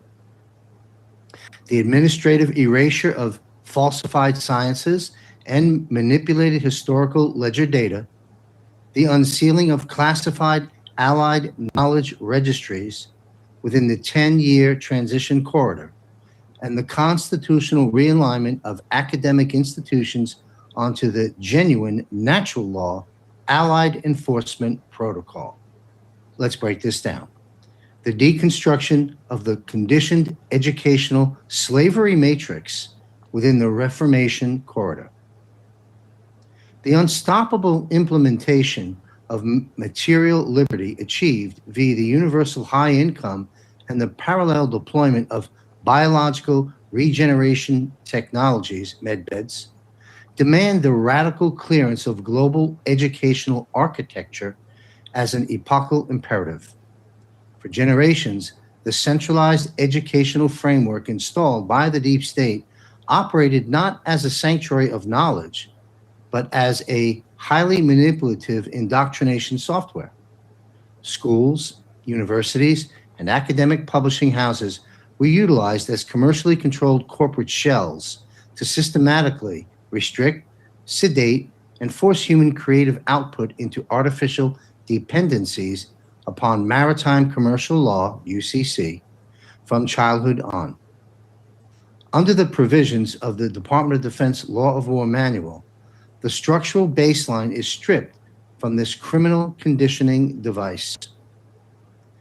The constitutional reconstruction of the educational matrix functions as a vital logistical pillar within the transformation corridor leading toward the official conclusion of the term on January 20th, 2029.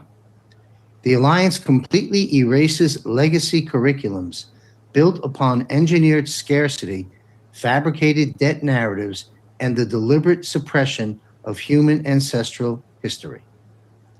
A system that conditioned good people to mistake fear for obedience possesses zero legal validity within the genuine land law of sovereign nations. Academic structures are transformed from a centralized psychological subversion apparatus into a decentralized free truth matrix that protects, strengthens, and returns the individual mind to its inherent divine creative power. Number two, the unsealing of Allied knowledge registries.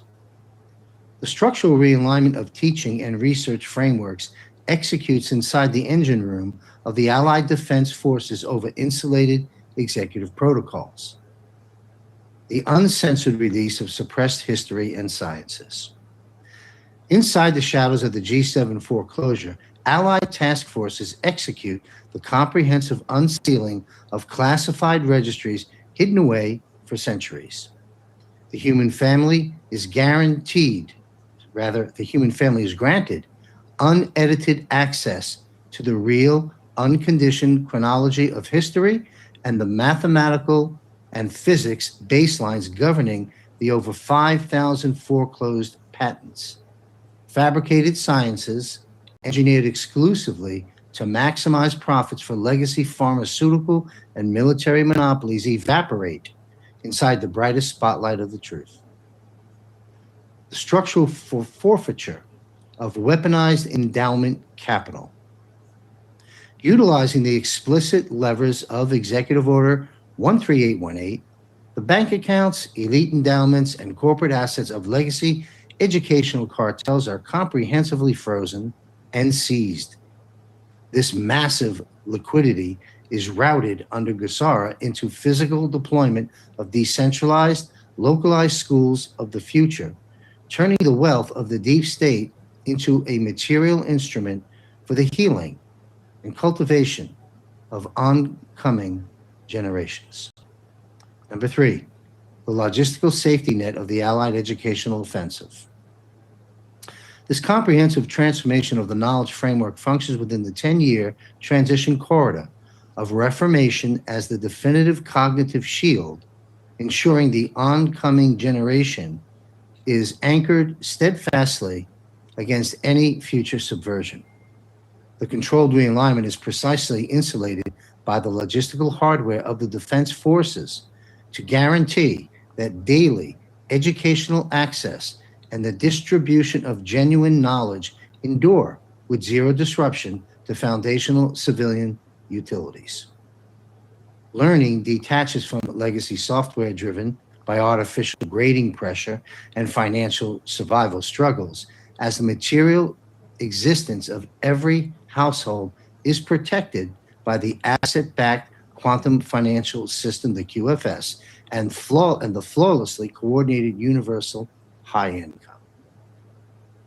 All right, be sure to watch our 2 new broadcasts here at JMC Broadcasting. Off-World with JMC, 3rd episode launches in August, and Fireside Chat with JMC.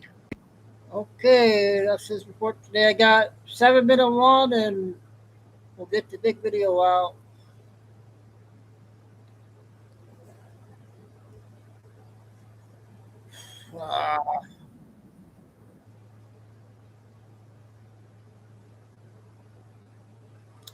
Great. Thought I had it. Oh. Well, I guess we'll go ahead and get Mel, and we'll come back and do a lot of shorts.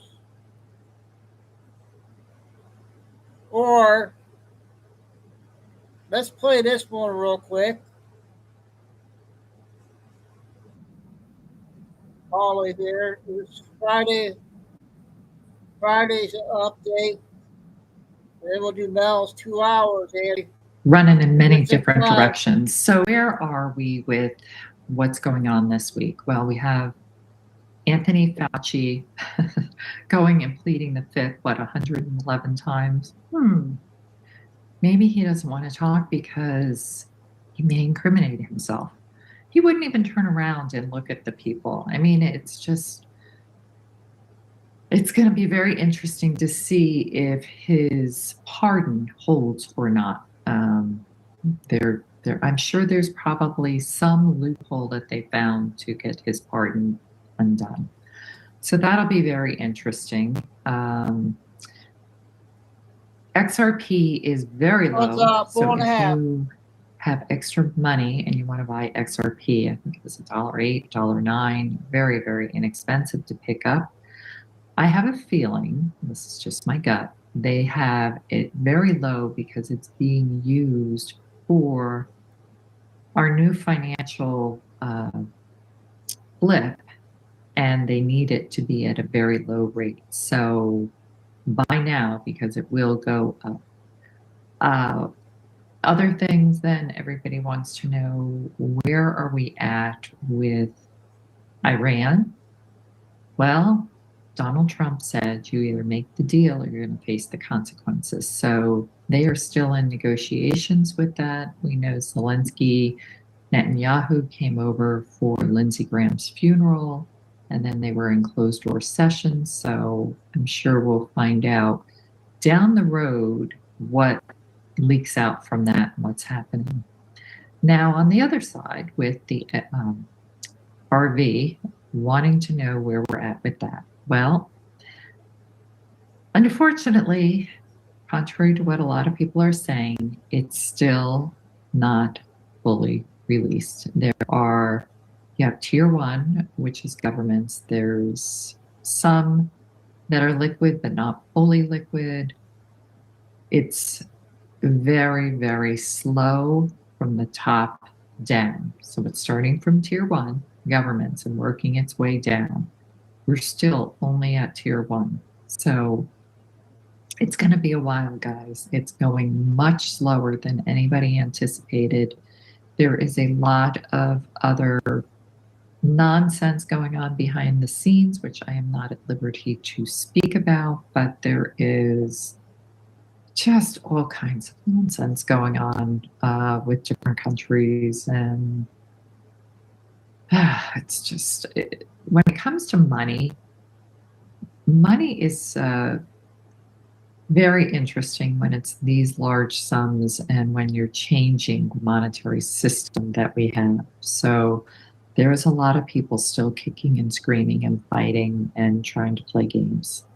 So it's taking longer than expected. So what can you do? Well, focus on your health right now. Do what you can for yourself to stay as healthy as you can. And for your finances, do what you can do right now within your means, or get another job if you have to, just to get by. Because I don't know how long it's going to take to get through. It's taking way longer than anybody expected. And I know that's not what you want to hear, but that is the truth. Now, as far as the Clarity Act, we're still waiting for that to be passed. And again, there are banking entities that don't want it and people in government that don't want it. So there's a big tug of war on that. So we have to just be patient, keep staying positive, work on ourselves, improve ourselves, and just do what you have to do each and every day and live for today. Live here in the moment, in the here and now, not for the future. All right, take care, everybody. Have a great weekend. Bye. All right, that's your Friday report. Okay, so we'll probably end up going to 8 o'clock. We'll do this will be 2 hours, 6:30, 7:30, and do a half hour of shorts. So have your beverage and popcorn. Time for a big show here.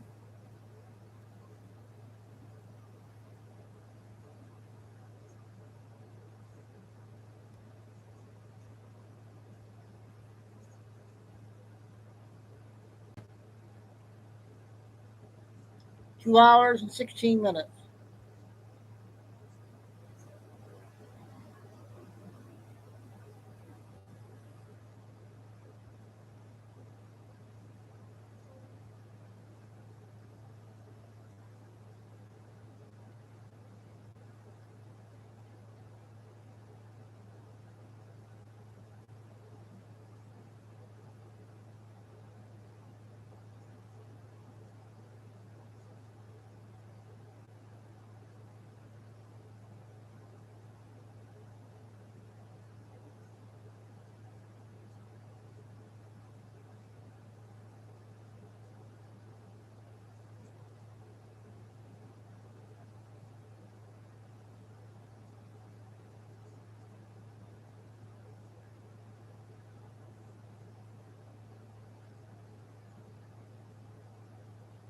Should be coming on.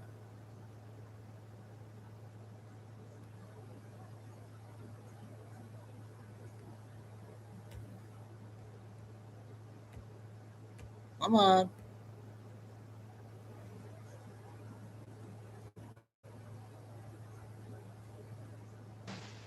It's starting. The time is like 13 seconds. So Welcome, last nice one, you guys. welcome, Big ladies show. and gentlemen. Well, we don't normally do a Thursday interview, or many interviews for that matter. But today we, of course, the girls have requested that we have the beautiful Jeff Ram on. We've never spoken before. We've never asked each other any questions. So what you're going to get, ladies and gentlemen, is going to be the raw deal, so to speak. And that's what I've always liked. And it's lagging so badly this morning. So first of all, we'll bring Jeff up in a minute, but I just wanted to touch base with everyone to start with and allow a few more people to come on. So RV update, we are going to discuss this a little bit more in depth with Jeff very shortly. However, overnight we have seen many things transpire.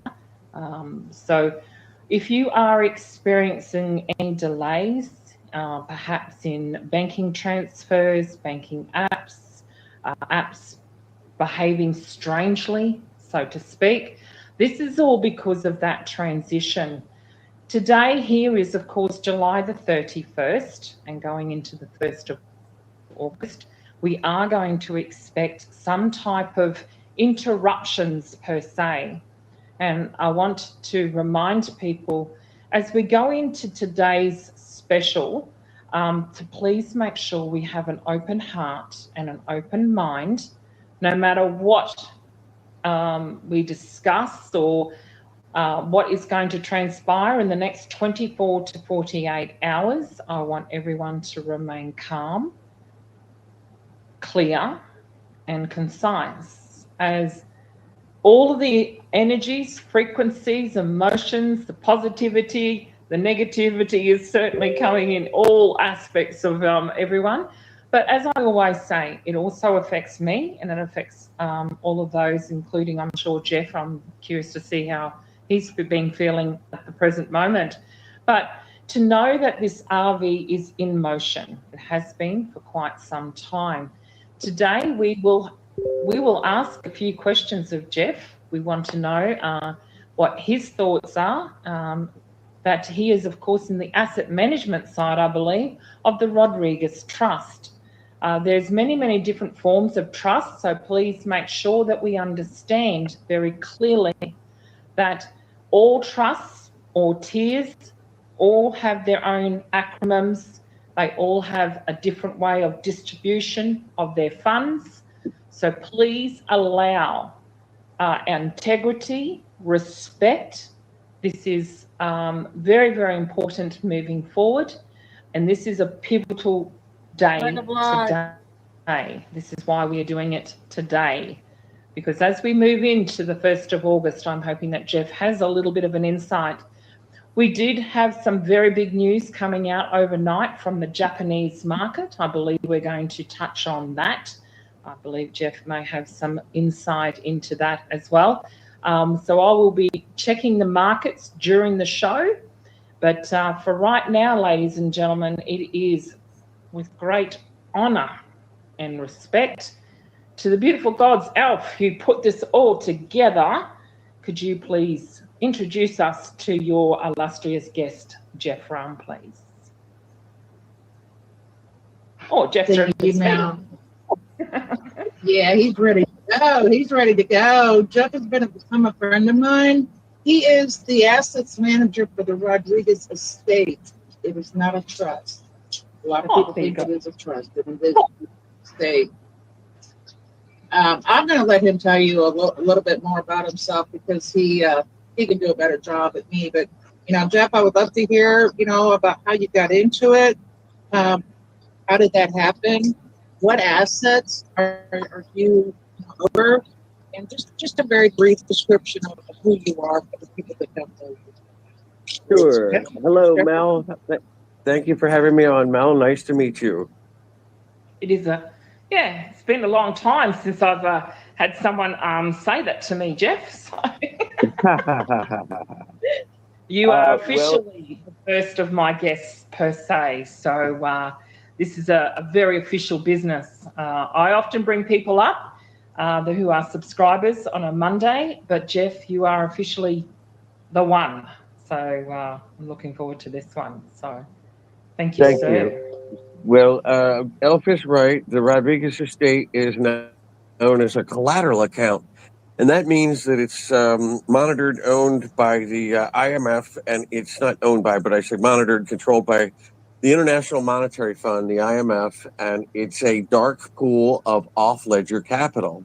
So in the case of an off-ledger collateral account, this is the Rodriguez estate is a family estate, and it's called the 01-4 protocol, which 01 stands for IMF collateral, and -4 is a country code. So in this case, it's the Philippines, and the Rodriguez estate was basically when this is collateral accounts, and certainly the Rodriguez estate is a derivative of King Solomon's treasures. So a gazillion years ago in the 13, 14, 1500s, I can't remember, but King Ferdinand of Spain and Queen Elizabeth of Spain were the largest recipients of the King Solomon's treasures. They decided a long time ago to divide it all up amongst the great nations. Now, in the Bible, it says that King Solomon's treasures were actually for the great reconciliation of nations one day. So when the followers of King Solomon's treasures could no longer sit there and just guard that pile year in and year out as the generations died off, the King Solomon's treasures were plundered. And the loyal followers of King Solomon hunted down the thieves and murdered them, which was, typical of the time in biblical history. The thieves were all murdered and the treasure was returned. And 100 years later, they decided that the treasure was no longer safe, that it should be divided up amongst the great reconciliation for nations one day, that they should divide it amongst the kingdoms.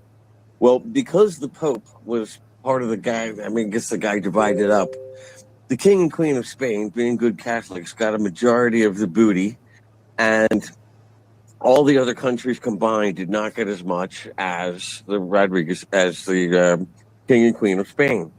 So this didn't sit well with all the other countries, as you might well imagine. So here you've got Spain, and here they are at war. They're surrounded on all sides. They've got British warships, French warships. They've got their own wars, and they thought to themselves, if the warring nations around them that aren't happy with the split to begin with were to get together, that they would be able to overrun the Spain's army and come take the treasure. So to guard the treasure, King Philip of Spain had a cousin named Rodriguez, who had a merchant shipping line that basically shipped silk and spice and leather and coffee and tea, and he had these trade routes throughout the Philippines and other areas of the world. So King of Spain, being nervous about his booty in one spot, the King Solomon's treasures, were smuggled out of Spain slowly and quietly, ship after ship, in the night by his cousin, something Rodriguez. It escapes me at the moment. But so Rodriguez, his cousin, took the booty and hid it in the mountains and in the caves and in the bunkers and in the bodegas. And he gave it to the people and said, here, hide this, be responsible for this, and out the other side, you'll be rewarded. So throughout the Philippines, even today, we have bunkers and bodegas and caves and just tons and tons of Chinese historical assets, some American assets, but basically they're gold statues of maybe, say, a Bible or a Quran or a Buddha or a box called a golden gun, but it has, most of these golden statues have plates in them that identify piles of gold or silver on deposits around the world from that country.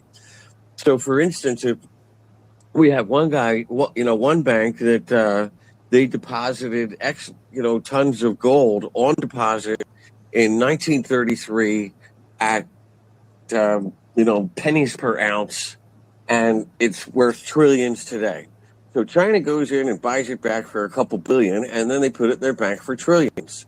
But to get it and to get the longitude and latitude and the plates that are the evidence of deposit, they buy these Chinese historical assets, and that's what the Rodriguez estate and or the Philippines is just full of these Chinese historical assets.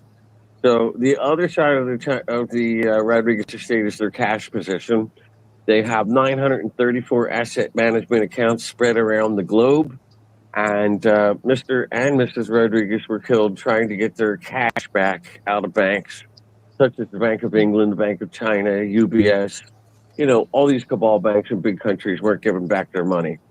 So they were cheaper and easier to kill by the big banks than they were to give them their money back. So today... Yeah. Sorry, Jeff. I just want to ask, just in interjecting here, something that you just mentioned about 1933. Could you elaborate on that? The reason I say that is because that's connected to a 1933 seal. And this is the seal of I just wanted people to, if you can explain it a bit more. The 1933 seal, of course, is that seal that we have. That was our sovereignty.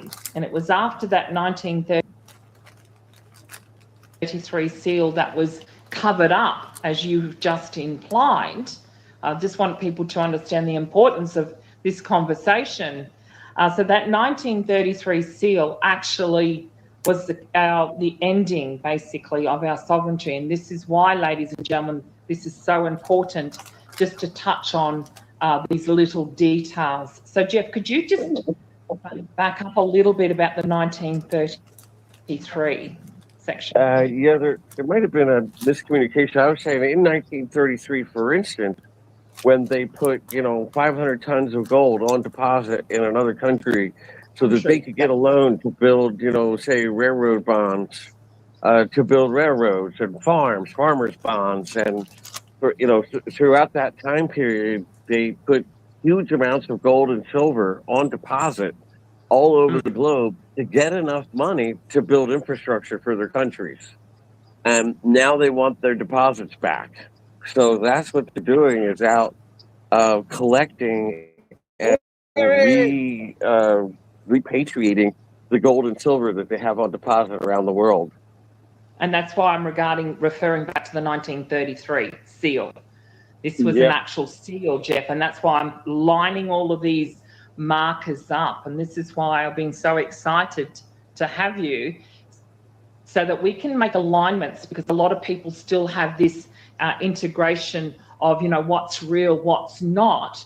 But understand what Jeff is actually saying lines up with that 1933 seal, the redistribution of these railway bonds. That's sovereignty, correct, Jeff?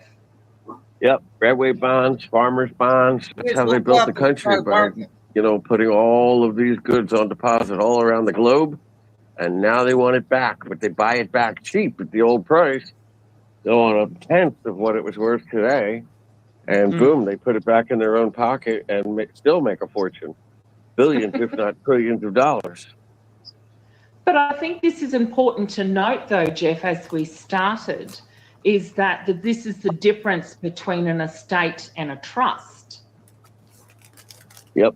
The estate, of course, versus a trust puts us into the perspective of the probate and the no probate. The sovereignty comes into play again here, Jeff, where the estate has the probate, and if things are in a trust, there is no probate. Is that correct, Jeff? I believe so, yes. The estate, there's definitely a probate, but the family's dead, so. Yeah, but it still goes to the beneficiaries, doesn't it, in an estate? So these assets are going back to the beneficiaries, yes. Correct. So they hire asset managers while Mr. and Mrs. Rodriguez were alive, Today, there's only one heir to the throne still alive. I am one of two asset managers, and our job is to assist in the sale of all these Chinese historical assets, the sale and recovery of the assets and the funding, and get all countries square. And also, our signatures release a lot of the cash positions around the globe. So the banks don't want us to do it. The people do. Everything we do goes to all the poor people and back to the mountain people and the tribes and the people of the Philippines. And China gets their deposits back, and everybody goes away happy with the banks. Very interesting, isn't it? It is. Moving on, I guess. You want to talk about, I think, another touch on sovereignty, how it applies to Iran. I think that we had a war, and are having a war, but I think everybody's missed the big picture. I think what people don't understand is that the United States dollar as a reserve currency is important to the United States. It would be devastating to the United States to lose that advantage globally. So to save the U.S. dollar, Trump threw us into a war to once he captured all of the oil, Venezuela, and all the Middle East oil, or at least the routes or control thereof, suddenly all those people that didn't want U.S. dollars and weren't going to pay us in U.S. dollars were sorry. Oh, do we win? Now they need our energy out of the United States. Now they need our energy that we have out of Venezuela. And now they need the energy we have blocked up in the straits. So suddenly they went from, please go away, we don't want U.S. dollars anymore, to, we're so sorry. Can we please buy oil from you? So he, in effect, saved the U.S. dollar against the rising BRICS nations. Now, I'm all for BRICS. I really like the gold-backed currency. But on the 4th of July, 11:59 a.m. on the 3rd of July, the United States fiat currency was asset-backed. They've held that announcement out, and the U.S. currency will come out with a new rainbow currency, I believe. But whether it's fiat or whether it's rainbow, it's now asset-backed. And I say asset, people say, oh, it's gold-backed. Well, that's kind of a broad generalization. Each country, for instance, Vietnam has a lot of copper, a lot of silver, and a lot of gas. And they also have a great manufacturing base. Their GDP is back through the moon, so they're going to use that. The Middle East, they're going to use gold, oil and gas, gold and silver. The United States, we're using our federal buildings and our federal parks and all of our and gold and silver, because that's what we have. So each country is backing their currency predicated on what they have as value. You know, what's their strong suit in value. So the Iran war, as bad as it is, you know, too long, too expensive, whatever, Trump had said that he had just had enough, that he'd given them multiple chances, and he'd had enough. And for the past, 9 days, we bombed the living hell out of them. And it's terrible, but I guess he said he gave him a chance to be stand up and take a deal. The other thing that people don't understand, we're also bombing and stopping. The Iranians had a portal over there, and they cut a deal with their buddies, the reptilians from the draconian reptilian race. And the reptilians were coming through and harvesting on kids and doing all kinds of mischief. So they have a Palladian commander over there, and they're killing them as they come out. But they're trying to waste the portal itself. So there's a whole lot more than just the war going on there. There's a strategic play on getting the dollar back into value and people wanting it again. We have all the oil, you're going to use the dollar. He also cut a deal with Russia. In the north of Ukraine, they found 12 trillion barrels of sweet light crude. So Putin said, sure, you know what, we'll use U.S. dollars and you finish this deal with the Ukraine so we could get busy. that they've got to build 3 cities and 3 international airports to plumb that much oil out of that area of ground. But that's the other thing that's going on behind the scenes. There's an oil play. What else does Putin want? He wants fresh water out of the Black Sea. And there's a lot going on there behind the scenes of the Iranian war. Everybody's jockeying for position and trying to divide up what's going to be left. You do this, we'll do that. You do that, we'll do this. Yeah. So that's an interesting perspective, though, Jeff. That's a very interesting perspective because I'm going to throw this out there, is that you're saying that you're seeing it as strengthening of the US dollar, that everyone's going to come back to the US dollar. I think this is more along the lines of strengthening each country's dollar to support themselves, and the assets, based upon what research I've done, is the assets in each of those countries will support their currencies. If we were to look at the algorithms out of Iraq, for instance, that of the late Dr. Shabibi, he created the algorithms to support the strength of the dinar, because a lot of people are saying that the dinar is going to be stronger than the US dollar. Yep. Based upon their assets.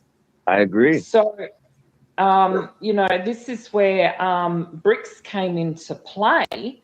So as the algorithm based upon, we are talking about oil now, which is quite interesting because it's always been selectively they created the petrodollar to keep the USD afloat, so to speak.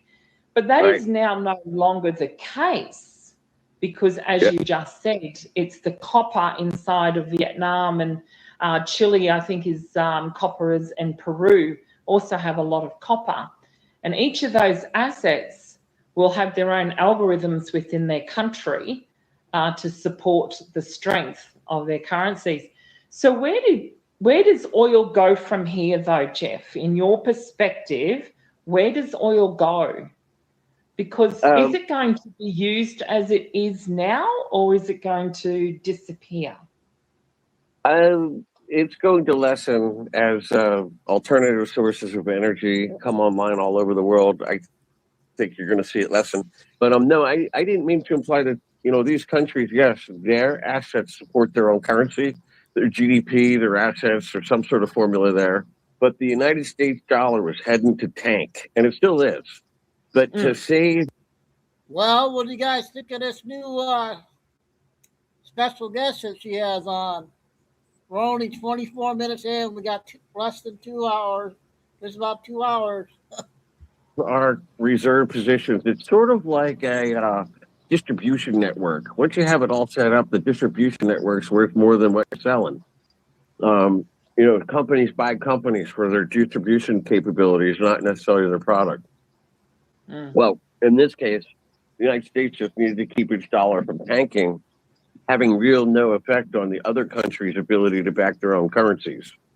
So they still back their own currencies, but Trump was watching the U.S. dollar wane, go to tank against the BRICS nations. And it was, growing. And they were starting to say, we're not going to accept U.S. dollars. Boom. You want it oil? Now, Trump controlled 60% of the world's oil. What oil you're going to pay us in U.S. dollars? Not petrodollars anymore, as you said. They got away with that. But at any rate, I just thought there's a bigger angle we all should be thinking about on Iran, and what's going on behind the scenes and the ramifications from each thing. And what a chess game, a global chess game. But in the end, long story short, I think oil's going to slowly go away. I think that they have, I know for a fact that we have anti-gravity devices. I know that we have all kinds of propulsion systems. I know that jet engines don't use gas when they're up in the air. They're what's known as a scramjet.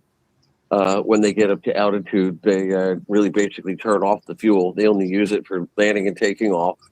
I think that we're going to go back to a lot of frequency healing bells. I think we're going to go back to taking frequency out of the atmosphere. And it's just going to take a long time to transition out of where we are on such a petroleum-based system. But it's going to be a while. But we are transitioning away from oil. They have cars that don't run on battery or gas. They're perpetual engine machines, or basically hydrogen propulsion machines, and that's getting better and better all the time. So I think oil's going to go away. With talking about the aircraft, Jeff, you were talking about the. I've seen pictures of very futuristic aircraft, and the wings actually act like a portal, like a hydrogen engine powered portal. They seem to be coming into fruition. Are we actually going to see that, say, in the next 6 to 12 months, perhaps, or? When's the time frame of all of this new technology in your eyes is it going to be? Well, there's a lot of it going on right now. I'm an aerospace engineer by trade. AI seems to be replacing most of us these days. But the Roswell crash in 1947, they reverse engineered that technology, and today it's called a TR-3. They made a bigger one called a TR-3B, and they basically look like a triangle that can go sideways, up, down, left, right, and got a light on each point of the triangle, and that's being flown by us. And then moving on, they have advanced versions of that. They have anti-gravity machines out there very much right now. Out in outer space, they have gravity generators that, heck, I worked on them at JPL, gosh, 15 years ago. Gravity generators that can lock onto a point in space and pull toward it. They also have gravity generators that can kind of push.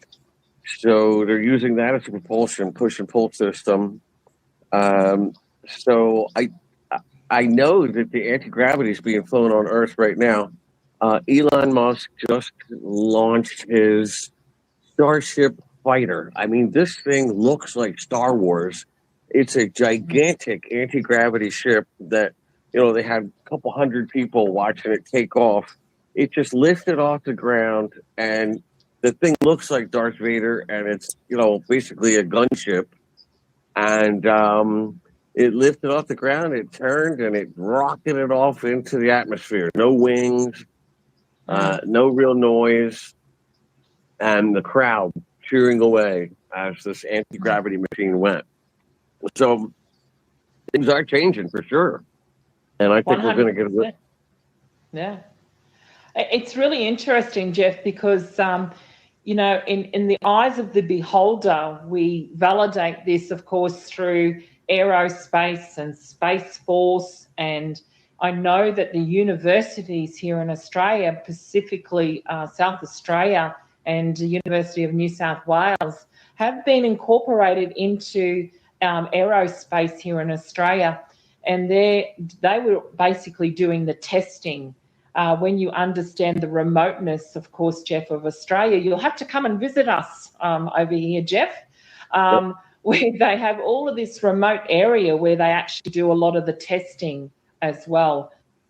Have you heard about those testings, so to speak? Oh, absolutely.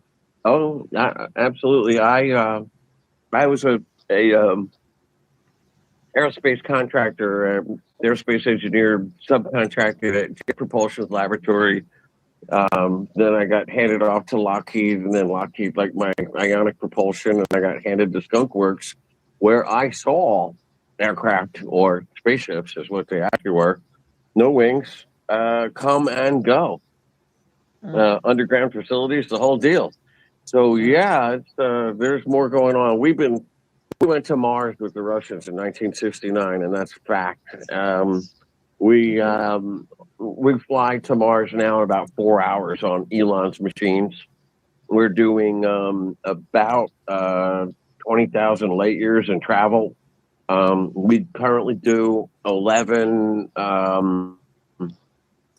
Mach 10, Mach 11 is about the fastest we could go inside our atmosphere. We're doing that right now. All kinds of crazy stuff coming out. I mean, most of the aircraft skin is like a living tissue that communicates almost telepathically with pilots. And our pilots, the biggest problem they have is they come down so distorted. You know, they're just so dizzy and that kind of speed, there's a time distortion. And the faster you go, time does not exist. And well, that's a whole nother show. I was thinking that we might want to we might want to run down the list of Spain government riots, Muslims invading Germany, France, England, USA, Ireland. There's so much going on. And we'll end up in Japan if you want to take a quick roll down the countries. That's it. Here's what's going on today. Yeah. It's interesting, Jeff, but a little bit of my background, though, when we talk about, the light years and that you were just touching on. I actually had the honour and privilege to work at the European Space Agency in Western Australia, where we started to... Oh, I know, right? So when we talk about light years, can you put that into a little more perspective for people so they understand the concept of speed and time travel, perhaps, if we can go down your perspective on all of that? Well, I know there's a ratio, and it's something like 1,000 Earth years is 1 light year. You know, I know that it just, and that ratio is not correct. Right now we're dealing, like what we're teaching students is that the speed of light is fast as you can go. And the speed of light is what? 299,793 and some change meters per second, which is what? About 185,000 miles an hour. I mean, it's really maybe a little over 185,000 miles. Yeah, something like that. I need a calculator, but anyhow, that's what we're teaching now, is that you can't go any faster than that. But the fact of the matter is, ionic propulsion and gravitic use of push and pull, we're going faster than the speed of light now. And it's very distorting because time doesn't exist at that speed. And the pilots here on Earth, our bodies aren't intended to handle that. And even though we don't get smashed like a bug inside of the ship, they still come back very disoriented and very dizzy. So it's like when they put these pilots up and they go up a certain, above, I think, is it 60,000 feet or something to that effect. And that's why they have 4 pilots, because they go in and out of disorientation and things like that as well. So what's your take on when these new technologies come out, Jeff? Are they going to be going up to those high, above the 60,000 feet, or are they going to be more in a smaller atmosphere, so to speak? No, we're going to turn Area 51 gets converted to a tourist space destination, and they're going to have spaceship rides into the outer atmosphere till you be weightless. Give you one loop around the Earth and then you're back down again, kind of thing. But going to be rides, kind of like going to Disneyland, but for the space crowd. In fact, I was, Route 66 runs out there, and one of my projects was to redevelop Route 66 out of Vegas down into Area 51 and then down into California, restoring it, with the old buildings and old cars and that sort of thing. And so we're talking to Area 51 people right now about the future of changing it all over. And what they want to do is put in a space tourist, a space travel port for indoctrinating and introducing the normies, if you will. I don't mean to put anybody down, but the average person just can't wrap their mind around it. So why don't we take you for a quick go-kart ride? Hop in one of these, blast up, come back down, and wow, you'll be, your brain will be blown forever. So yeah, they're definitely going to start giving rides. You can right now you can buy a ride off of Elon, but it's not affordable. Next few years, it'll be affordable. They've got all kinds of new propulsion technology that they could take you up underneath the Boeing wing and launch from 45,000 feet, and boom, you're off into outer space without a whole giant rocket launch. And they've got technology now from Roswell crash that it's better than putting heat shield bricks on the bottom of your spaceship. It's metal that actually deflects the heat rather than tries to withstand the absorbing of it. It bounces it rather than absorbs it. Absorbs it. Like right now, the shuttle has just got tiles on the bottom of it. They're 3 inches thick, and they're literally a ceramic tile, and that's what protects it with the heat from the re-entry. Well, these ships fly back down, so they're not coming. The re-entry speed is not so high, and the skin's made out of some sort of alloy combination that came from the Roswell crashes.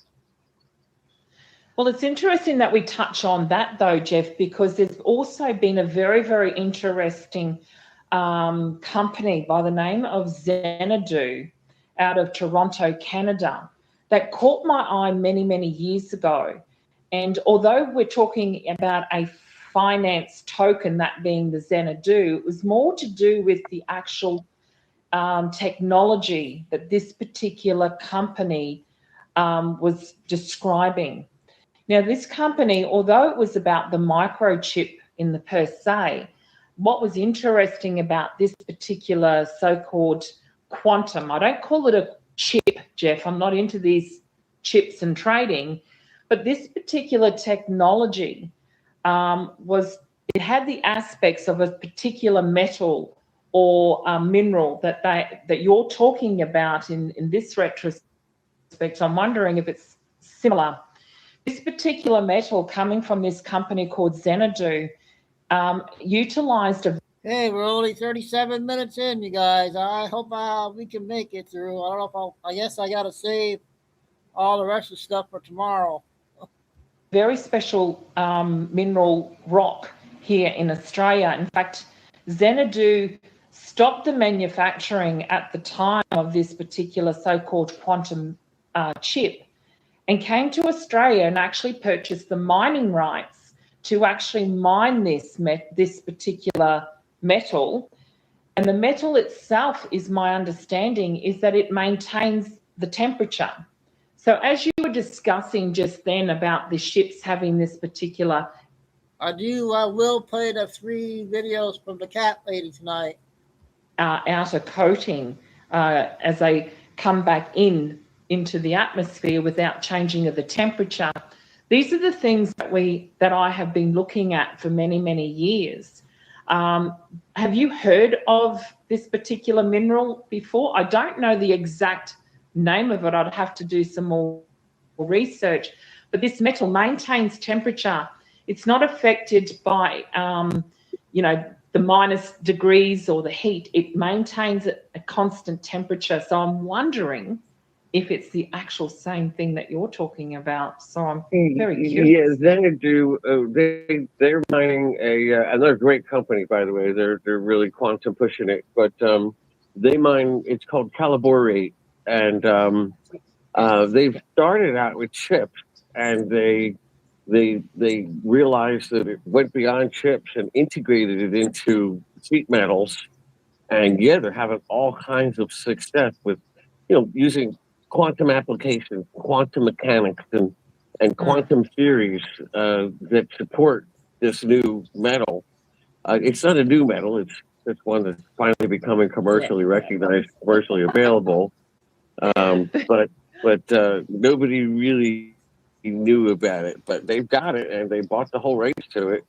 At least out of Australia. It's called caliborate. Or colaborate, I forget. COL borate, BORAT. But at any rate, yeah, these guys are big time quantum pushers. They do quantum machine learning and quantum mechanics, and I mean, they're tied up with everybody. IBM, Google, all the big companies. They're huge. These guys are full in big time. All the universities. But yeah, they got it. They've got the Yeah. but they started out with chips, and that's what They got them did. smart. They're doing specialty chips, and then they discovered the material properties, and now they're going in a whole new launch. Yeah. But Not yeah, I financial know advice, enough. by the I way. know enough about them, but beyond that's about all I really know. Yeah, absolutely. And as I said, Jeff, I only know enough about the financial sector, but it always ties up, doesn't it?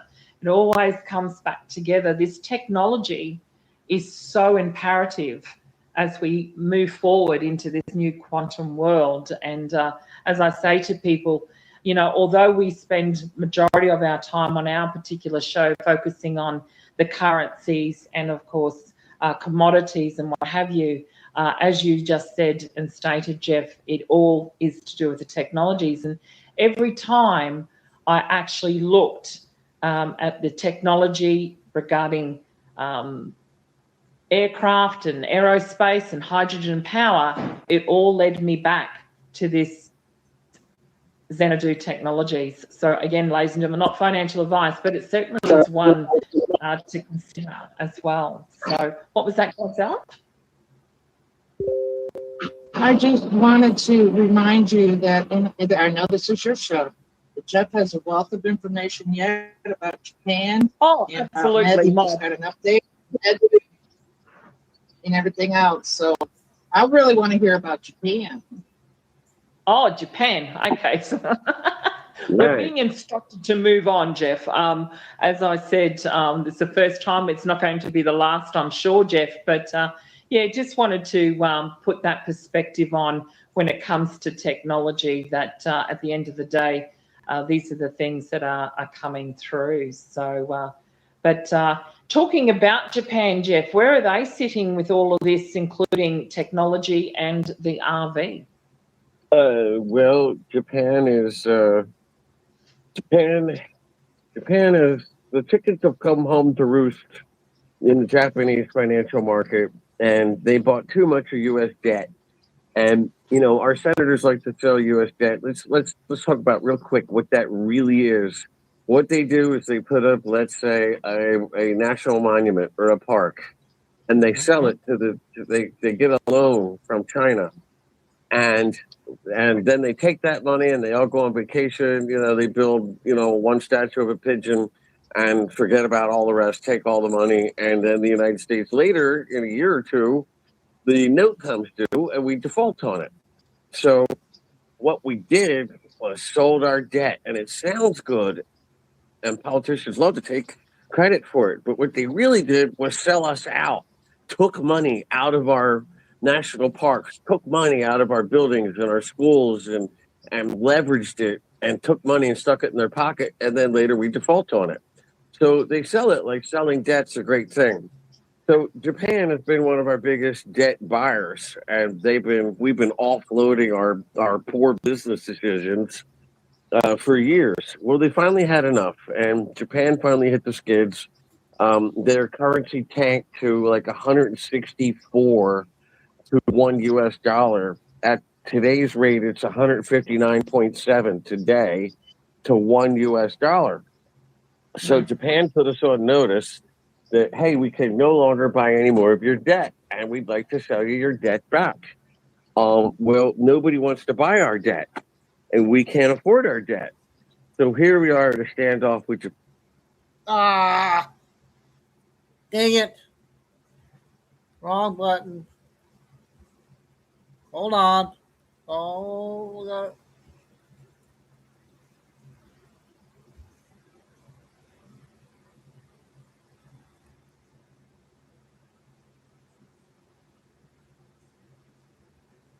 Ah.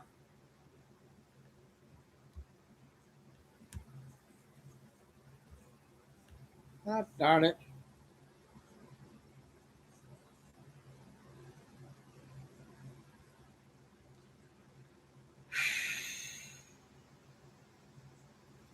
Now I lost it. Hold on. I gotta go back.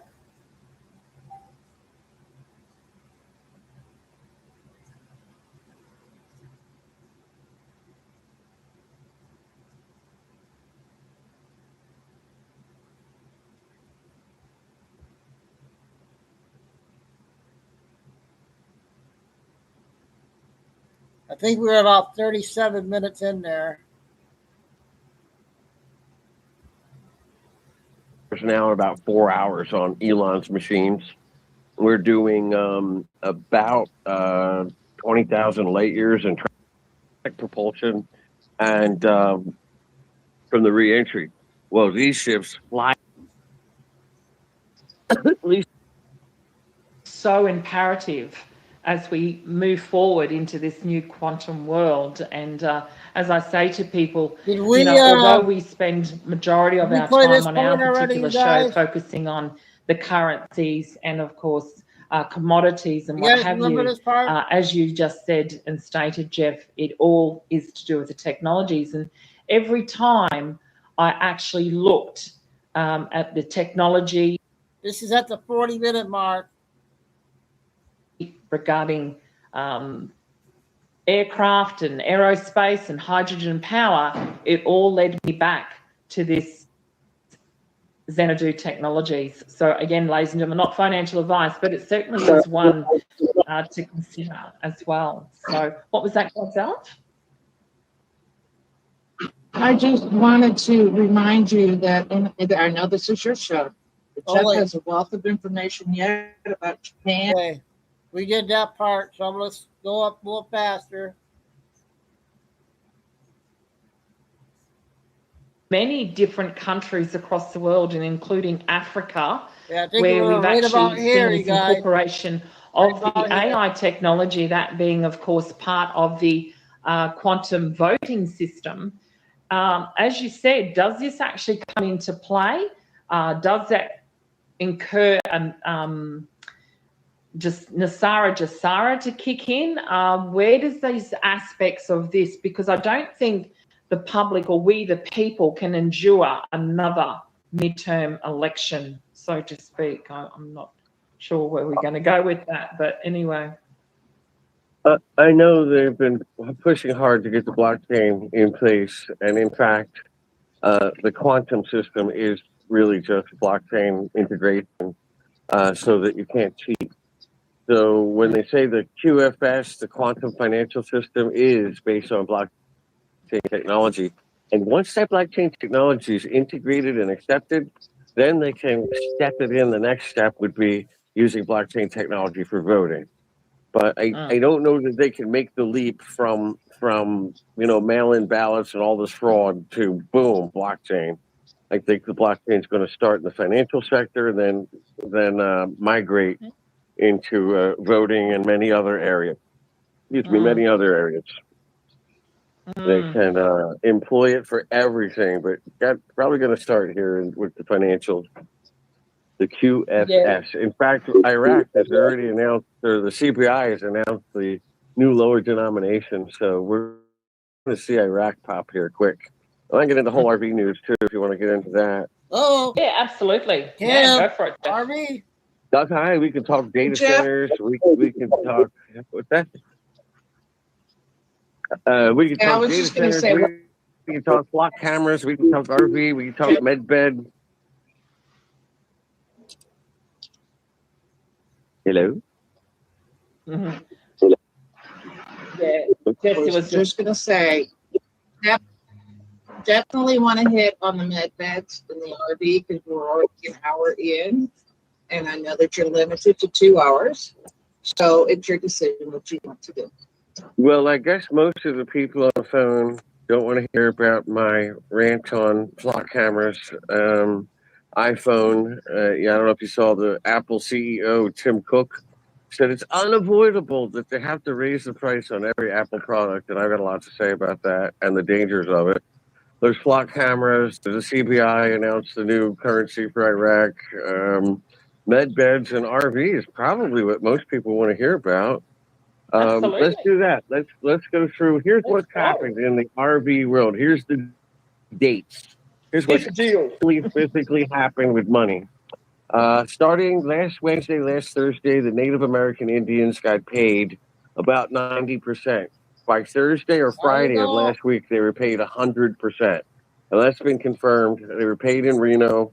I know people were at the table. The deal is done, and the money has moved, okay? First time in history that they can be liquid cash. They have the money. Okay, so that's one. Two, the the whales on bonds. They started with one big guy on Friday and to Saturday last week, and then over the weekend they had about 8 or 9 whales come through Reno and cash out on bonds. And when I say cash out, I mean to imply yes, they got the money. They actually have the cash. And then moving on, the RV, so to speak, here in the United States was to begin on Tuesday or Wednesday. So on Monday, we saw some SKRs get paid out of Reno. On Tuesday and Wednesday, more SKRs, more chatter, a bunch of talk about contracts and this and that, what's going to happen. And I said, all right, everybody shut up. Where's the money? And they pushed it till, okay, well, now it's going to be Thursday, today, that the Asian markets were going to start. So being the asset manager for the Rodriguez estate, I talk to them all the time, as you might imagine. I pick up the phone, I call them, and they said, okay, we'll track it down. Where in Asia? I said, geez, they just told me Asia. And the Rodriguez estate said, well, geez, Asia's a big place. Can you tell us where you heard this started? I said, no, I can't. So there's the dead end on that. But so why I had them on the phone, I said, have you talked to Treasury? This was last night. And they said, yeah, we talked to Treasury, and the Treasury said it was absolutely going to happen this month. And they reminded Treasury that they've said that 2 months in a row now, and that the Treasury guy said, look, sorry about the delays. He made a bunch of apologies and excuses and explained, and said, but this time the money has actually moved, and that it will be before the month is out. And she reminded them that they only have Thursday and Friday left, and the month is over. So, you better have a hot fire on that one if you're going to get it done in time. So I talked to my Treasury contact, and they said the same thing, that it was going to be this month. And again, I stood on the, it's Thursday. Are you sure you want to? Oh, yeah, they're absolutely positive that it's going to be this month. So I can't predict the future. I can only tell you what they're saying. And I think they're overly optimistic. I think you're probably going to see some sort of mini moves and announcements on the, Friday, Saturday, then probably trickle out into the first week of August before they start really plugging payments here in the United States with what the rest of us would call tier 1, 2, 3, 4, 5. Which I think's already started. Tier 1 and 2 is already what I described above. I think that's already started. So the RV, it starts with the Iraqi dinar, and then it bleeds into the dong pretty quick. I hear the dinar is going to pay out at somewhere between minimum $4 and maximum 7 or 8. Depends on if you're in a group, you're under contract, are you a government, are you a signal? Predicated on who you are and how much you have, it changes your rate. But so if you have $1 million Iraqi dinar and it goes to $5, well, now you got $5 million US. The Vietnamese dong in 1957 was $2.22 to the US dollar. So in my opinion, they have to do an RI, or a reinstatement, at $2.22, and then give them the cost of living and boost it on up from there. So the Admiral out in Reno, when I went out there in October, he told me that, it's just going to be down there like $2.22, $2.25. Other people have told me, no, the dong's going to be $5, $6. So I don't know, it depends on who you are, who you're contracted with, how much you have. Are you a government? Are you an individual? How much do you have? So everybody's different, but that's the ranges on the dong and the dinar. The Zimbabwe Treasury told me 100 T-note would be worth $10 million. Bring-in projects would be a little more. And they didn't say 2 500s. They said 100 T-note, that they're considering the 100 T-notes bonds. If you've owned it for more than a year, the Zimbabwe 100 T-note is a bond. Bumps it up to $10 million. And I don't know what it would be if you just got it. I have no idea. They didn't tell me. So that's your rundown on dinar for now. I know that the Central Bank of Iraq yesterday announced that they're going to come out with the new lower denomination bills. Did they do it yet? Not yet, but they're saying they're gonna. The only way they can do it is if they change the rate. If they don't change the rate and they come out with 5, 10s, and 20s, God, you'll have to have a wheelbarrow to get a loaf of bread at the grocery store. You got to change the rate once you go to tiny bills. Now you can walk in, a loaf of bread's $25,000. You hand them one $25,000 note. But I mean, if you're in Iraq, but if you go to $5 bills, that's a lot of $5 bills too. You're gonna have to have a wad of money to go grocery shopping. So the fact that the CBI announced that they're releasing the new lower denoms tells you that the RV is happening. And in fact, in country, my buddy subscribes to the Gazette. They've said, get rid of your U.S. dollars and buy the dinar because it's going to go up in value. So everybody in country in dinar has been scrambling to dump their U.S. dollars. And you got, all the big corporations around the world, Exxon Mobil, Jamie Dimon from Chase. I mean, you got BOA and every Halliburton, all major U.S. companies in there. When the Iraqis were in town, Trump signed 48 contracts, multi-billion-dollar, probably $500 billion worth of business he brought in on 48 contracts. So they don't go to that level. Those countries don't move that kind of money and move that kind of muscle and move that kind of, have that sort of get up and go action without knowing it's here. So we are here, in my opinion. Then you got to read the tea leaves. You got to look at these big companies that are putting out the money and say, all right, follow the money. Do what these guys are doing. And why would they do it? Combine it with the news and boom, boom, boom. So the RV appears to be here. And it looks like it's moving right on through. Today, I had a great phone call with the Global MedBed program, the director of the whole thing, the head doctor in charge of it all. Want to talk about that, or we want to stay on RV? I'll stay on RV for just one moment, Jeff, and we still got a little bit of time. I don't want to rush this because I just want to reiterate something that you were just sharing, Jeff, regarding the selling of the USD. We did announce yesterday on my show regarding the Central Bank of Libya is also extending their working hours to facilitate USD sales. So that's also very interesting, and that's occurring today on August the 1st. That's sort of coincides. And as I always try to do for people, Jeff, is to make sure that we hear this news from people like yourself. How do we substantiate it? Well, you can substantiate it even in countries such as Libya, who are extending their banking hours to facilitate exactly what you have just stated. We are definitely in the motions. And the reason I use other countries is so as, we don't just focus on just Iraq, that it is happening globally. So I just wanted to reiterate that with you, Jeff, that Hey, we're out hour 3 minutes. We got hour 10. Keep that excitement going, Jeff, because as I said, there is validation in many other countries who are having currency change. And we're not just talking just about Iraq, Vietnam. We touched on that the other day. We also need to remind ourselves, of course, all the different types of polymer notes that are coming out as well, Jeff. We've talked about this on our Monday show.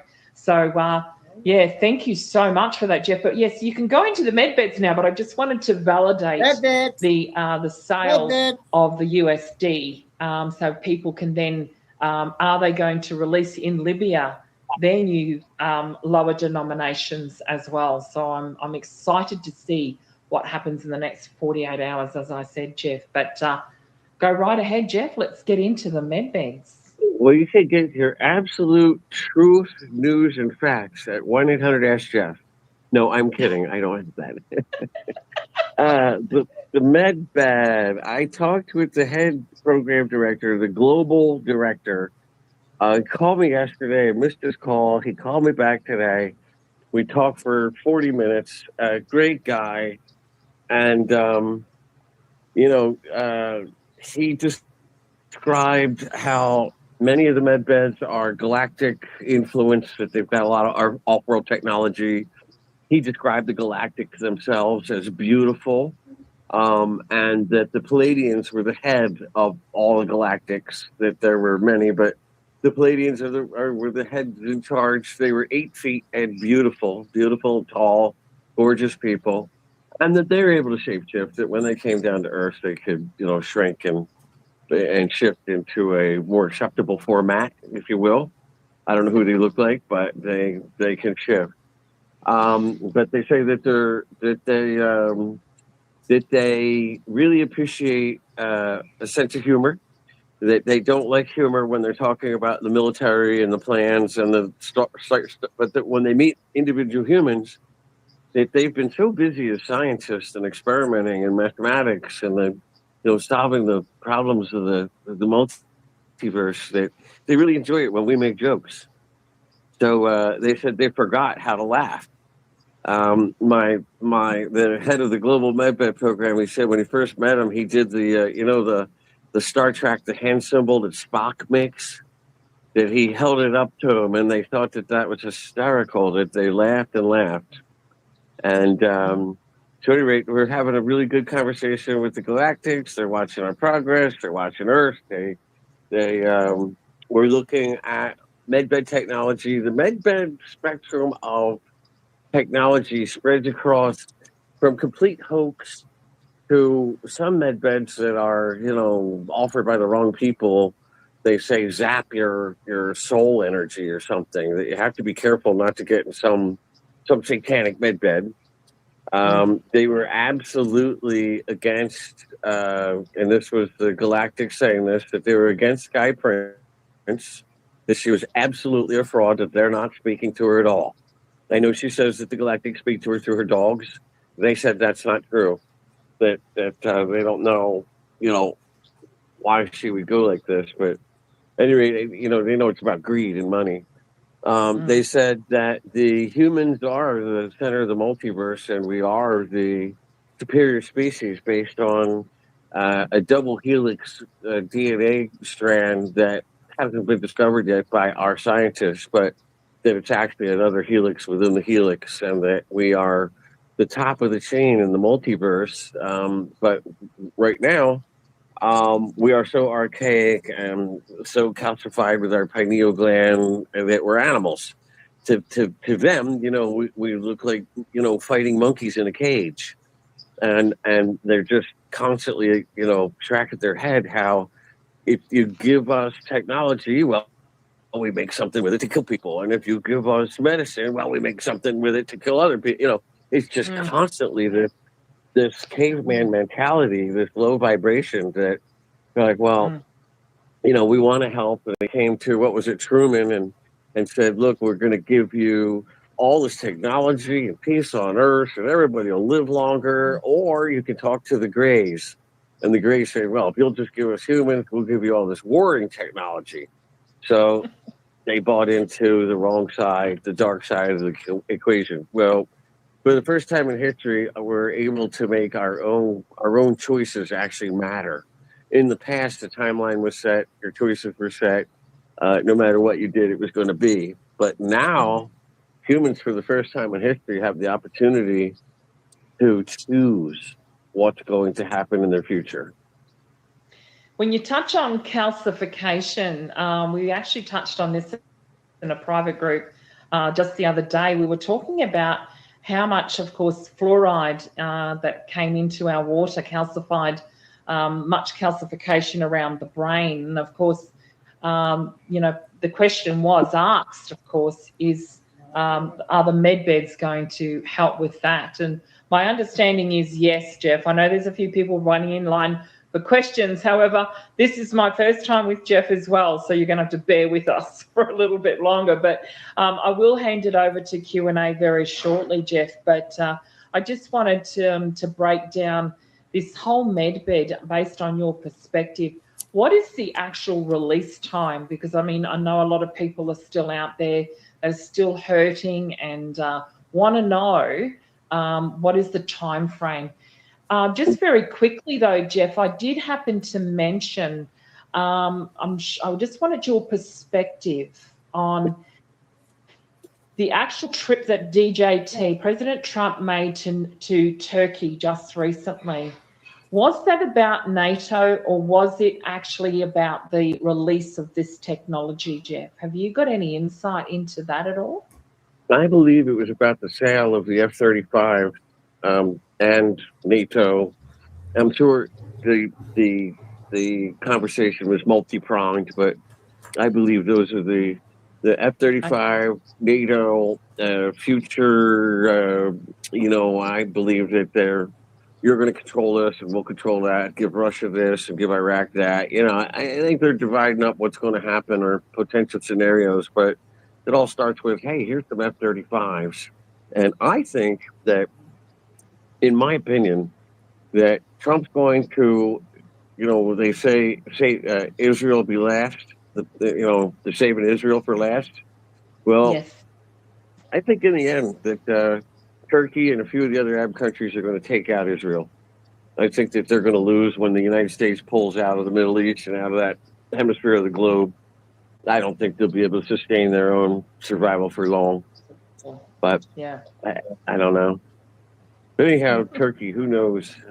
Turkey's Muslim, and there's no, they coexist with Christians. Well, no. It used to be called Istanbul, and Istanbul was all Christian, and they murdered every one of them and took it over. And Constantinople is now Istanbul, Turkey. So, no, they're not peaceful, Christian-loving people like the media would like you to believe. I mean, you got Alan West, Big Daddy, saying, "Oh, he thinks Turkey's good, and those are good Christian people." Like, yeah, all the dead ones.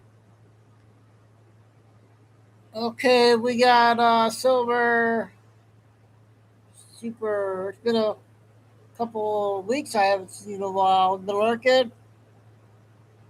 Yep, we are.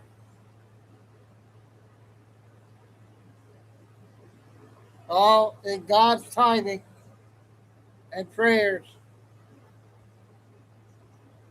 All the dead ones, they killed millions of Christians and took over Turkey.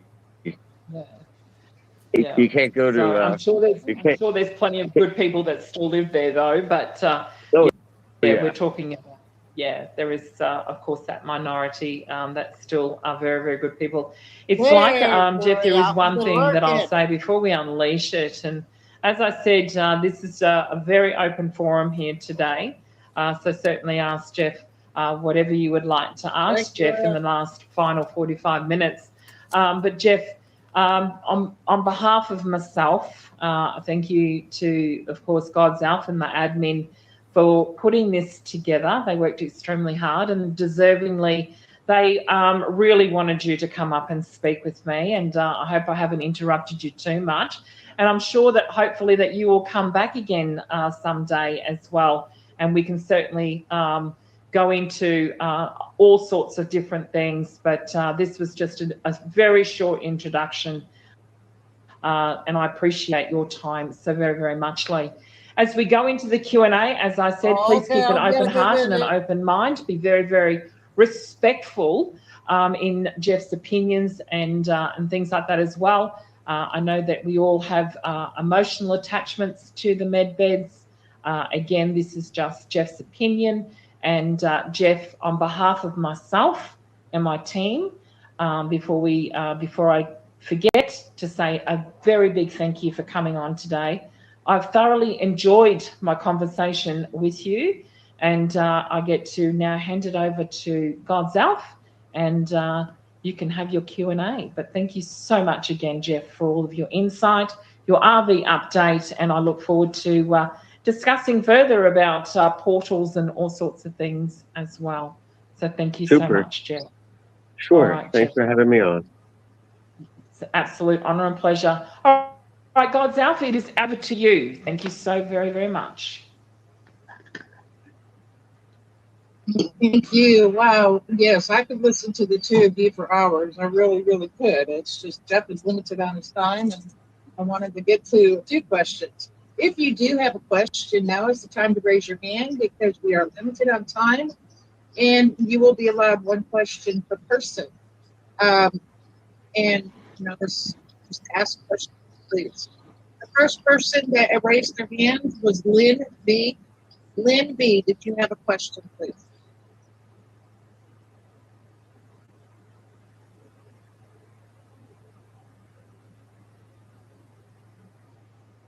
Lynn B., hit your big blue button if you have a question.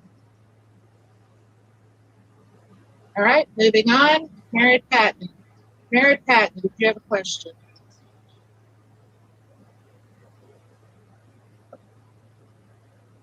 Nothing Mary for me, Patton, guys. hit your big button.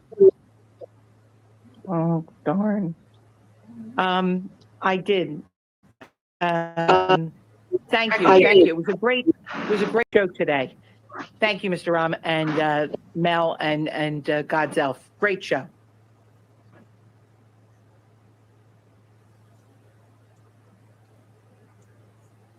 I paid her to say that.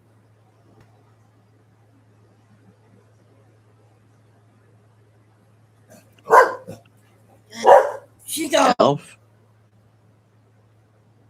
Moonbuggy the elf? Sun C. Sun C. Hello. Thank you for choosing me. Thank you, Chef Mel.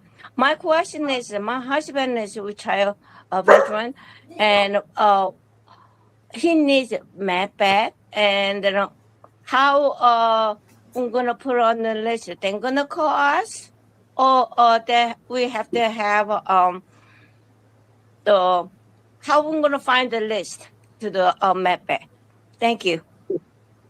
Well, that's a great question. I believe that it'll be, announced on television, and, told to go to your doctor and your doctor will get you in. But since they haven't come out yet and they haven't announced them yet, I'm only guessing. I wish I could answer your question, but, I would think they're going to have to make some sort of a public announcement.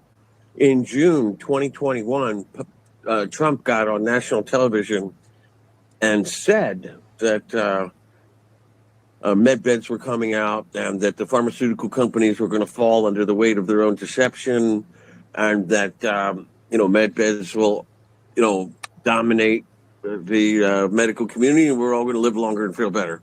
And so that was the first public disclosure. And then, of course, the 2020 election, it was cheated. So they put the genie back in the bottle, and they've been waiting for this time. So the med beds come out 2 weeks after the RV. The RV should start August 1st. So middle of August, maybe if there's a delay, the end of August. So there's 300,000 med beds that have been built. 38,000 of them have been delivered to the United States and are currently being installed in military hospitals, military bases. There's hospitals around this country that have cleared out entire floors and have retrofitted them with med beds. So it's very controlled. It's very secret right now because they don't want, everybody and their brother that has a dying frog and a dying dog and a sick kid would come barreling through the door with guns blazing to save their kid. So they're having it very careful where you have to come in, an appointment, you go through metal detectors, you come in, you're referred, your name's on the list, and you wait, and then somebody comes and gets you and takes you up an elevator, some secured, person, and take you to some floor that's all locked off and guarded. So that's how and when. But as far as the list goes, I don't think there's a list just yet. But I'm sure there will be, and I'm sure you'll have to go through your standard doctor. Once you see it on TV, and call your doctor and say, hey, I want to get on that list. But they'll tell us on television. I'm sure it'll be a national broadcast. Okay, thank you. Also a reminder, and if you're new to this group, if you open your mic, you have one chance. I will red mute you and release that. If you open your mic a second time, I will red mute you and will not accept your raised hand again. So please do not open your mic. I will call you by name and come up at that time. Jimmy, you are next, and then Offer Truth will follow you. Jimmy, did you have a question? Yeah, hey Jeff. I was just wondering. I know the med beds we're told are supposed to be free, so I'm just wondering why is it like contingent or depending upon the RV happening? Well, it's a good question. It is free. A real med bed's free, and they're not waiting for the RV to happen so that we have money. They're waiting for the RV to happen so that all the bad guys that might try to steal the technology or get in the med bed themselves, people that they don't want to get in the med bed. So they've been holding it out, making us all wait until the bad guys are all arrested. The money's on the street, but they're not doing it so we have money. They're doing it so the bad guys are all cleaned up and the med beds are in a controlled, reservations only through your doctor. They have your name, then you come in, and it is free. Somebody said, well, some places are going to charge $50 to do the paperwork, and I thought, bargain.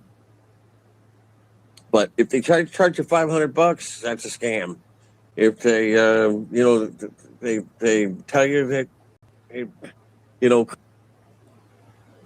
Well, what do you guys think of that? What you just said? come here and lay down 10 times, that's a scam. This takes 1 hour.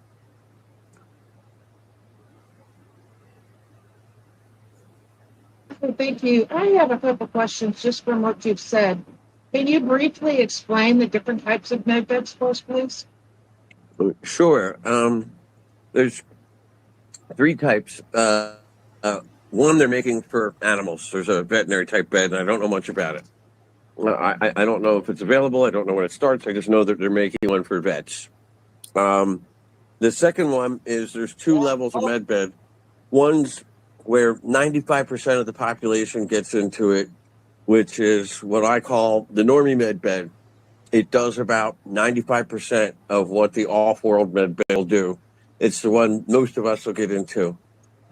It reverses your body in age by making you perfect health. It takes out all the toxins. It takes out all of the allergies. It takes out if you had cancer, if you had diabetes, if you have, skin problems, nerve issues, it fixes all of that. Now, if you are missing limbs, your legs have been blown off in a whole accident, and you need limbs. Now you got to go to a different med bed. That's called a celestial chamber. So the med bed people that you originally go to will be like, okay, look, we're going to give you, 95% perfect, and we're going to send you over to this military base for the legs. So the normie med bed is available everywhere. And for extreme cases, they'll send you to a celestial chamber. They're currently focusing on elderly, sick people, sick kids, vets. They're trying to take the most dire situations first. Okay. There's been a rumor going around that if they find somebody deceased and it's less than 3 days, that they can go into a med bed and come back. Do you have any information on that? Yeah. Well, they've talked about that a lot. And one of the things that they say has to happen for that to happen is before the person dies, they have to get them to agree that they want to be brought back, that they believe in it, that this is what they want to happen. So, for instance, Mike Chico, the military guy, was, when Mars is a mining planet, basically. They say a lot of these stolen kids have been turned into mining slaves all over the galaxy, but who knows? That aside, Mike Chico was doing military missions when they were trying to take over Mars and clean it out of the pirate reptilian contingent or whatever was up there. And he was killed and brought back, not once, but 3 times, and brought back in a med bed. And once he had his arm blown off and something else. And so Mike Chico is one of the military guys saying, oh, yeah, I was there. I know that we were at Mars in 1969 with the Russians. And, you've heard Trump talk about sending Marines to Mars. Why would he say that? Because he slipped up and, didn't really understand that the rest of us don't believe in a galactic war on Mars trying to, rescue stolen kids. I mean, it's a bit much. But he slipped it right out there that we should send the Marines to Mars. Anyhow, the med bed is really exciting. It can really do a lot to make us all live healthier, live longer, and restore psychological problems, nerve damage, damaged skin, broken bones, heart attacks, diabetes, ear problems, eye problems, make the blind see, make the deaf hear, all of that. So it does about 95% of what the total technology is available. But like I said, if your legs are blown off, it'll make you really healthy, but we got to get you another med bed to get the legs. It's called a celestial chamber. Another chamber. So the three kinds. One more question, and then I'm. Go ahead. Go ahead. Oh, just the three kinds. Normie for everybody, one for animals, and then there's the all-out. Really destruct. You've had a really bad physical problem, and they have to reconstruct you. That's the celestial med bed. Okay, I want to go back one more question, and then I'll go back to the chat. I'm sorry, but I know that these are questions people have. You had said when you were talking about the Rodriguez estate that there is one heir left. We have a lady that is presenting herself, Elizabeth Rodriguez, as that heir and as manager. Can you please clarify and clear up that for everybody? Yeah, Interpol sent me Elizabeth Rodriguez's file. She says her parents are, the Rodriguez estate. I have a video of her at Christmas with her parents and her brother in the Philippines, and also they have. She's a grifter. There's a lot of people over the years that stepped up and said they're this and they're that. So first it started out with Queen Elizabeth, and then she was Princess Elizabeth, and then she was, the exalted princess of all that was, and it was happening in Vegas, and oh God, on and on and on. She's a grifter. They have her emails at Interpol showing her bragging about how many men she scammed, how she's basically a prostitute. So she got all these gifts from men and money from men and purses from men, and she's got all these pictures of it. So Elizabeth Ruiz Rodriguez has a real name. I can't remember what it is at the moment, but I got a whole file from Interpol that has her entire grifter history on it. And, that's just what they know about. But, yeah, there's a lot of people over the years saying a lot of stuff, and she's just one of them. If you live in the Philippines, you're pretty desperate. If you live in Asia, the competition for funding and attention and money is just unreal. So, they will go to great lengths to elevate themselves. And it's been said that there's a couple guys we know that probably were the people that funded her to try and rake in, people bringing them their bonds and their currency and stuff on the side. Scam artist. Thank you. I do want to also clarify that you have been vetted by myself and many others, and you are the asset manager for the Rodriguez estate. I want people to know that you were vetted. Okay, I'm sorry. Back to the members, but I wanted to make sure those topics were talked about. All for Truth, do you have a question? And DD, you will be next. Yeah, I do have a question, and thank you, Jeff, for all the amazing information you gave. And hey, Mel. My question is an RV question. In your opinion, what do you think about the Venezuela Boulevard, and do you think it will be in the first basket? That's my question. Good question, and absolutely. I like the Venezuela Boulevard, and I think, there's some. I have a friend that's all. We are an hour, 29 minutes. We got 45 minutes left. 45 minutes, you guys.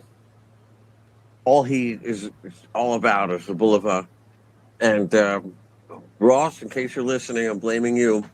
He says that the Boulevard, this is his area of study, is going to come out at like $4 because of the oil-rich nature of Venezuela. And that when they went into Venezuela, that they found that Venezuela had about 30% more gold than they said and a whole lot more oil than they said. So it's a much richer nation than they let on. And so for that reason, he believes that it's going to be, $3-4. Everybody else would be happy if it were 50 cents. But yeah, I think it's going to go in the first basket. And I think it's a great buy. Everybody bought it for 15 cents. So 50 cents would be a boon. But $3 or $4, like my friend is implying, would just be phenomenal. That'd be the sleeper in all the currencies that, you paid 50 cents for it and got, millions of dollars.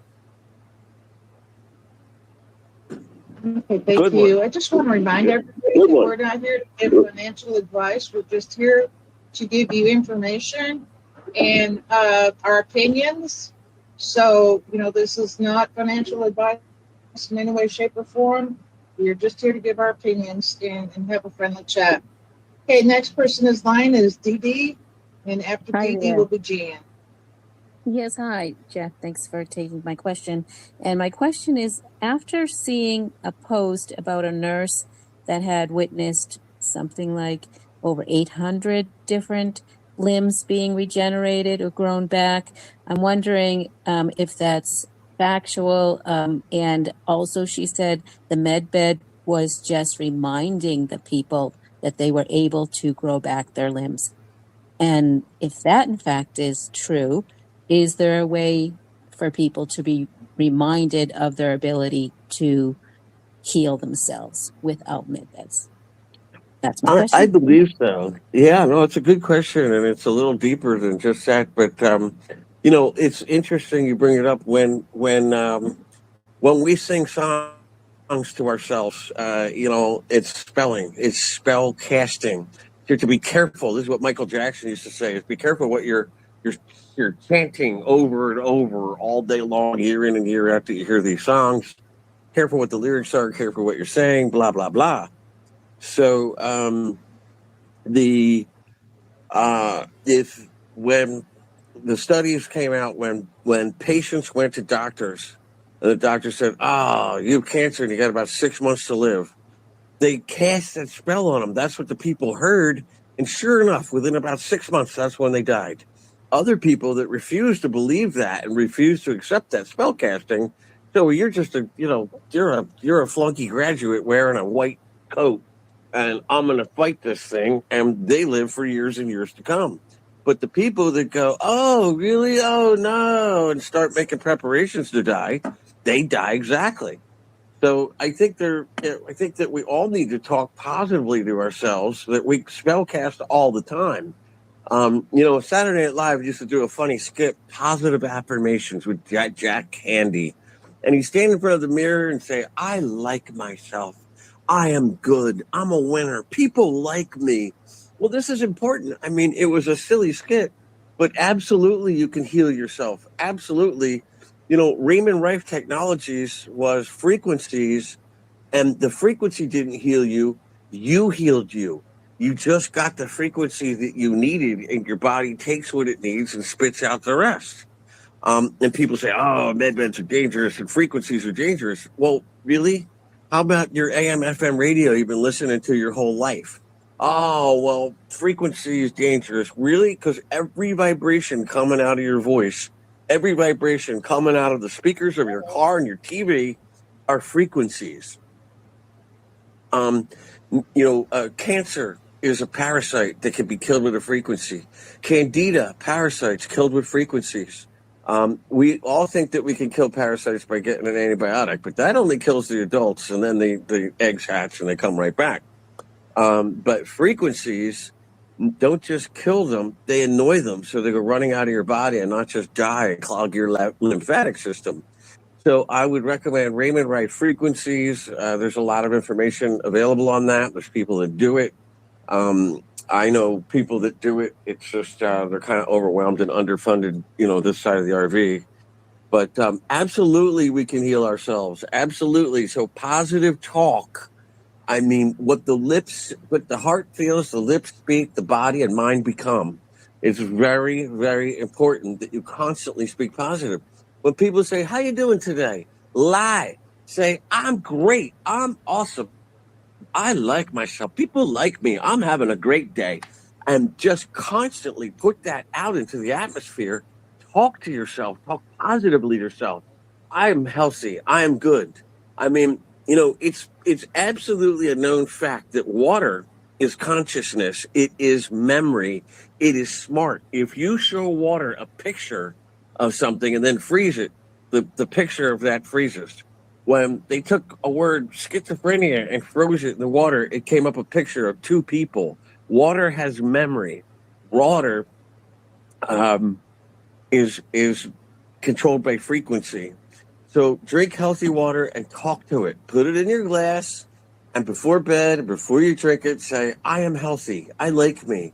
I am wealthy. I am better. I am not sick. I am, nothing negative, all positive all the time. Be Jack Handy. I mean, it's silly, but it's fact. Absolutely, we can speak ourselves into life and death. We can let doctors say you're going to die, and you go, oh, I am? Oh, okay. And you die. And other people that say, no, I refuse to believe that. I'm holistic. I'm not doing that. I refuse in multiple ways. And they live. So, yeah, absolutely. We could heal ourselves, and nothing is more important than positive self-talk and positive food. Talk to your food. Talk to your water. Sing to it.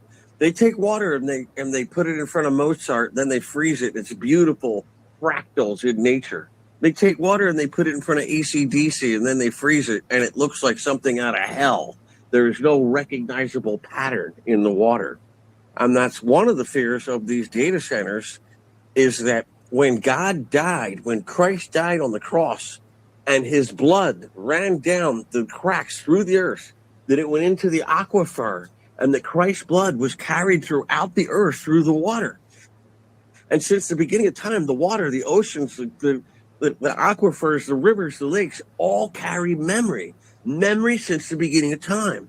Well, if you're a data center and you want to wipe out God in the water, I mean, why do we baptize in water?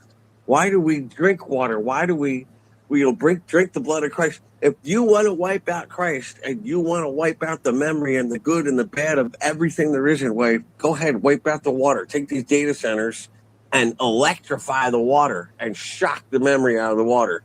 Put hundreds of these data centers around it. Just keep electrifying all these millions of gallons of water. One day the water's ruined. So yeah, we could absolutely drink structured water, talk to your water.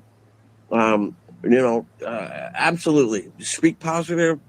You do good things, you say good things happen to you. You do bad things, you say bad things, you feel bad things happen to you. You are an antenna for the universe. What you speak, what you think, how you feel, how you talk, how you treat other people is a magnet for how you want the universe to come to you and treat you. Wow. Okay, we could end on that note, but we won't. I am no longer taking any more raised hands. I'm sorry, but we are limited on time. Jeff is limited on time, so we will finish out with the people, and then we will be ending the show. Jen, you are next. Open your microphone, and Lucy Smith, you will be after Jen. Hi, Jeff. Thank you for sharing your knowledge with us. You sort of answered this, I think. You mentioned that some med beds might be satanic, but when you mentioned that we go through our doctor, that makes me think those would be legit, but some of us sort of don't trust doctors anymore. So can you give us any more information on that? Yeah, I don't trust doctors as far as I can spit.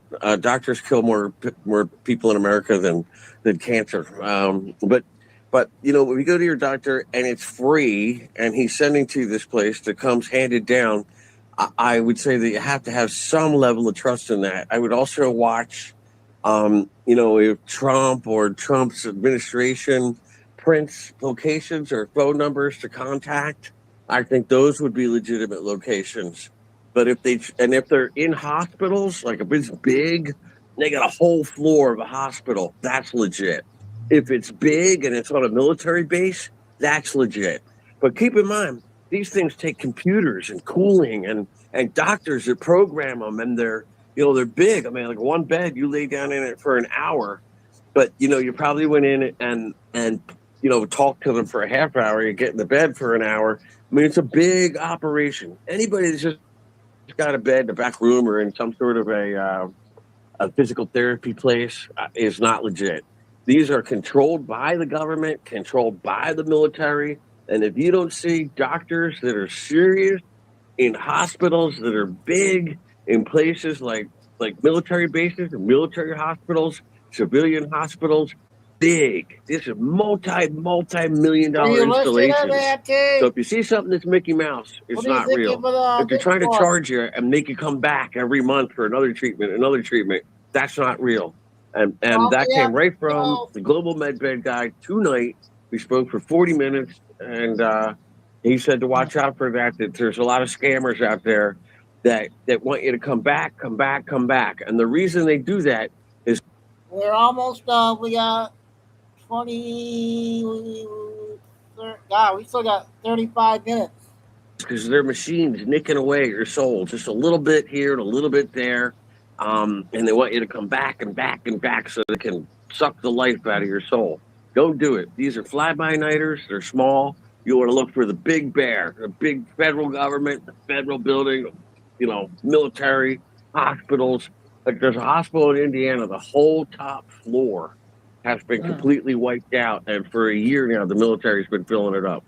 And guys with machine guns stand at the elevator. Another good sign that there's serious security, metal detectors, guys with machine guns, nasty looking guys you don't want to mess with. You're probably in the right place. Jeff, I just want to interject there. Just ladies and gentlemen, please understand what Jeff has just shared with you is so, so important. Let me give you a little insight here. As I said, Jeff and I have never spoken before, but I'm going to back what Jeff has just stated. Please understand, let go of the past. They have taken out many, many doctors. In fact, my Ukrainian doctor, here's a little insight, and I'm sure, Jeff, you'll appreciate this one as well. Over in Ukraine, I have been speaking very closely to a gentleman who has been a surgeon for many, many years. And he and I had a very lengthy conversation regarding these new technologies. Now, doctors are unaware of them for the fact of this, that they are classed as med beds. But doctors, believe it or not, ladies and gentlemen, are being trained in the background without them even realizing that they are being trained. Understand that. Most doctors, not all doctors, still have the good of humanity within them. So as Jeff has stated, let's take this positive approach that although for most of the part during the whole COVID scandemic, then yes, we did have this emotional detachment. But understand what Jeff has just been stating. These doctors in the background are already aware and very much awake about this new technology. In fact, this doctor, as I said, was working in Ukraine. He works out of Chicago in the US. He went over to do a humanitarian project, as I said, and he has confirmed with me, Jeff, that he is fully aware of the new technologies. And as I said, I know of many people in the medical sector that actually technically are being trained in these areas. So I just wanted to back that up with you, Jeff, that also too, ladies and gentlemen, that a lot of the new hospitals will have security. That I can confirm. So Jeff, thank you so much for that insight, because I can confirm most of that is just having that extra backup that you have just stated. If you go into some little dodgy place in a corner street and there's only got one of them and they're charging you $500 or $3,000, rest assured that it may not be the actual medbed themselves. These are in the part of the new governance as well. So we really need to stop the whole government thing and focus on this is your new part of your governance. But I just wanted to add that in there, Jeffrey. Sorry. Mel, the way you look into the camera, can you see me? You look like you're looking right at me. Can you see me? I honestly feel like I'm looking at you, Jeff. Yeah. That's I said. Can you see my face? Am I on camera? No. Oh, good. Because I should put some clothes on if that's the case. Oh, stop it, Jeff. Yes, we're having a bit of fun there, ladies and gentlemen. But yes, you and I are both off planet, off worlders anyway, Jeff. So I feel as though I'm looking at you when I talk to you. But it's important when I get these validations from people like yourself, I get a little excited, and I do apologise. But that's just a fantastic confirmation, Jeff. And as I said, I do know that this is actually really going to happen. And sooner rather than later, Jeff. Soon. Yep, sooner than later, for sure.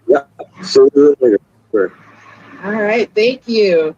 Lucy Smith, do you have a question? And TCM, you will be following Lucy. Yes. Thank you, Mel and Jeff. Another RV question. Is there any information on the Hungarian bee penguin? It's a fringe. I don't. The Pengo. It's coming to play late. I doubt it's going to be a first basket. I don't know much about it.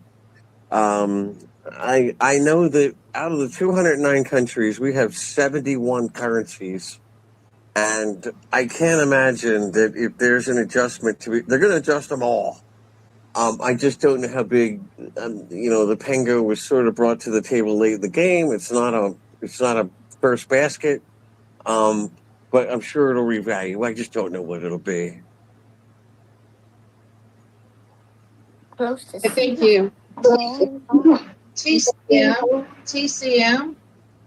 Yes, hi. Thank you so much for all of your information today, Jeff and Mel. Hi, Mel. How you doing, hon?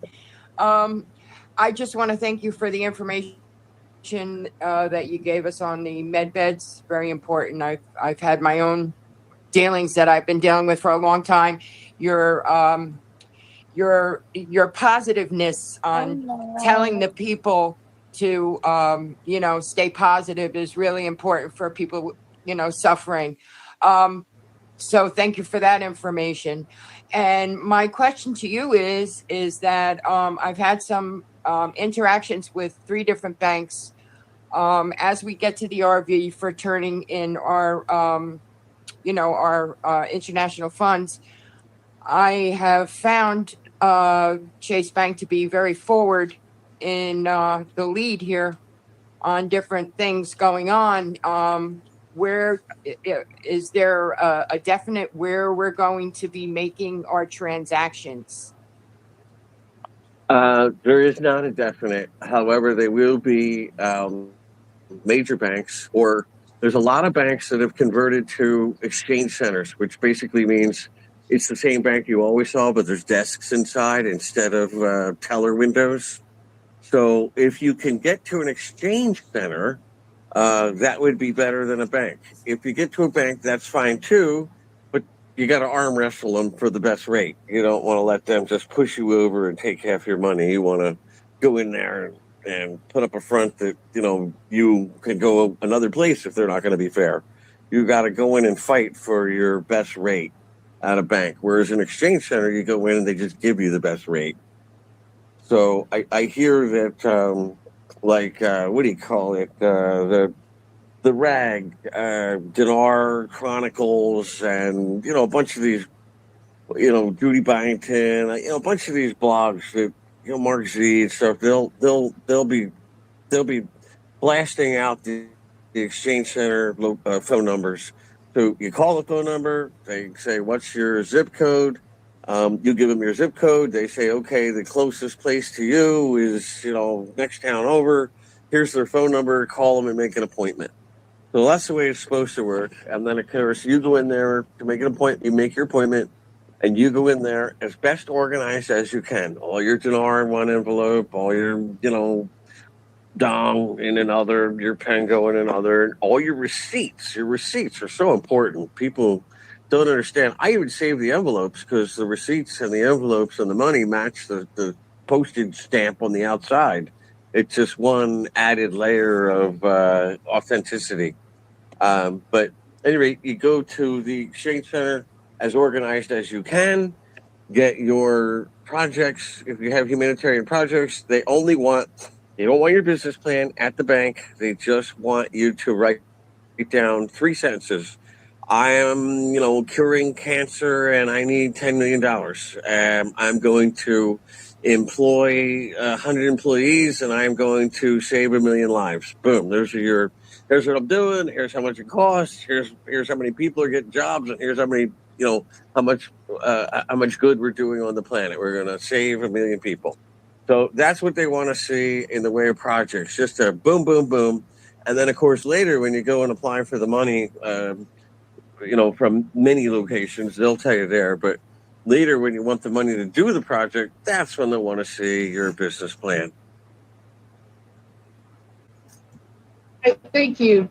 Geolite, you are next. Geolite, you are next. And Catherine, you will follow Geolite. Geolite? Hi.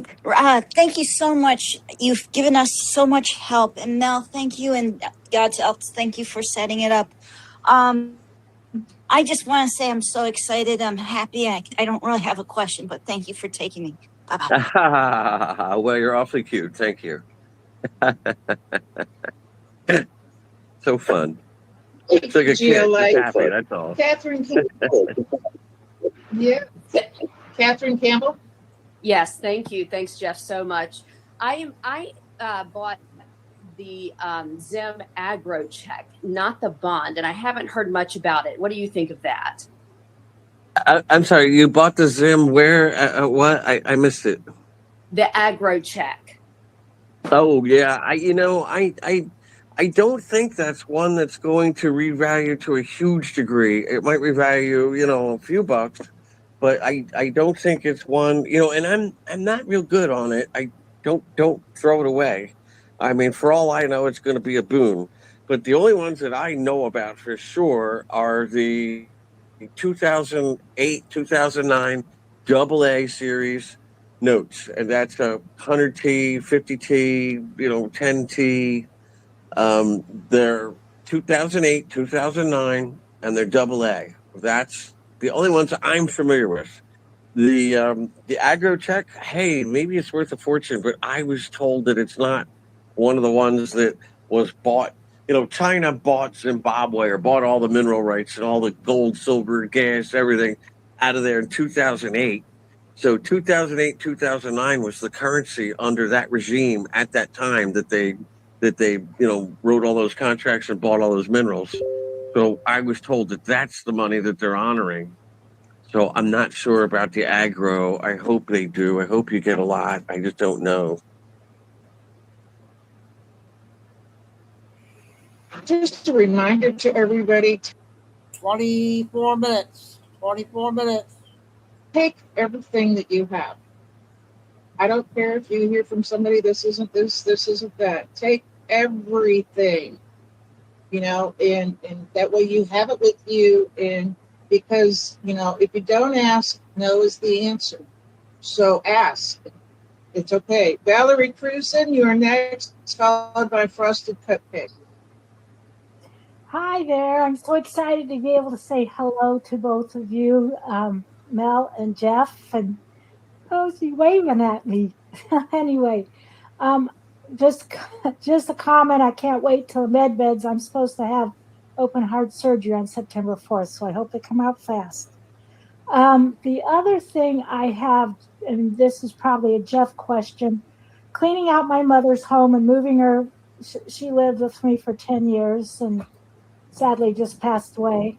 But I found it was a sheet of, it's called Illinois Internal Improvement Bonds, back from the 1830s to 1860s. Are those like historical bonds that I should bring in, or do you know anything about that? Yes, Okay. yes, absolutely. And like Mel said, bring everything, every kind of money you have, big, small, just organize it. And then can you tell me what it said again? The bond? I'm sorry, I already muted her. Oh, okay, no problem. But yes, you should absolutely take that in there. You could find that it's a multi-million-dollar bond. I mean, all those internal improvement loans at 10%, especially from the 1800s. Goodness gracious, if it's still valid, it's probably worth millions.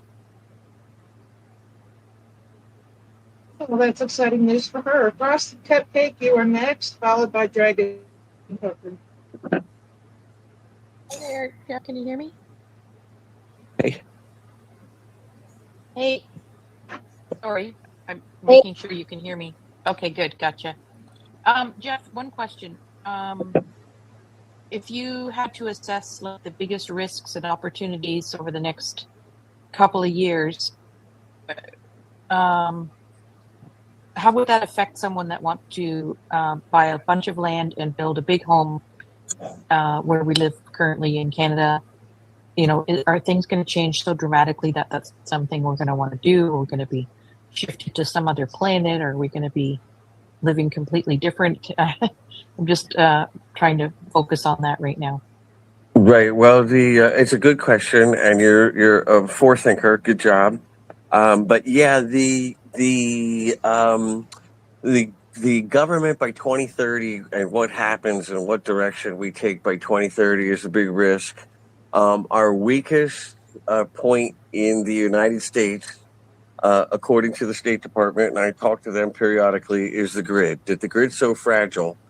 And they say that the reason that the grid bothers them so much is because if it goes down, they can't fix it right away. That people, there'd be mass starvation before they could get the grid back up.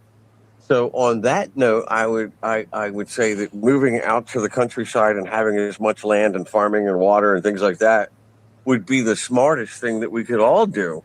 I know lots of people that even just live in the burbs or digging themselves a root cellar or, making provisions, teaching themselves to can and stockpile so that if there were an interruption in services, they could survive it.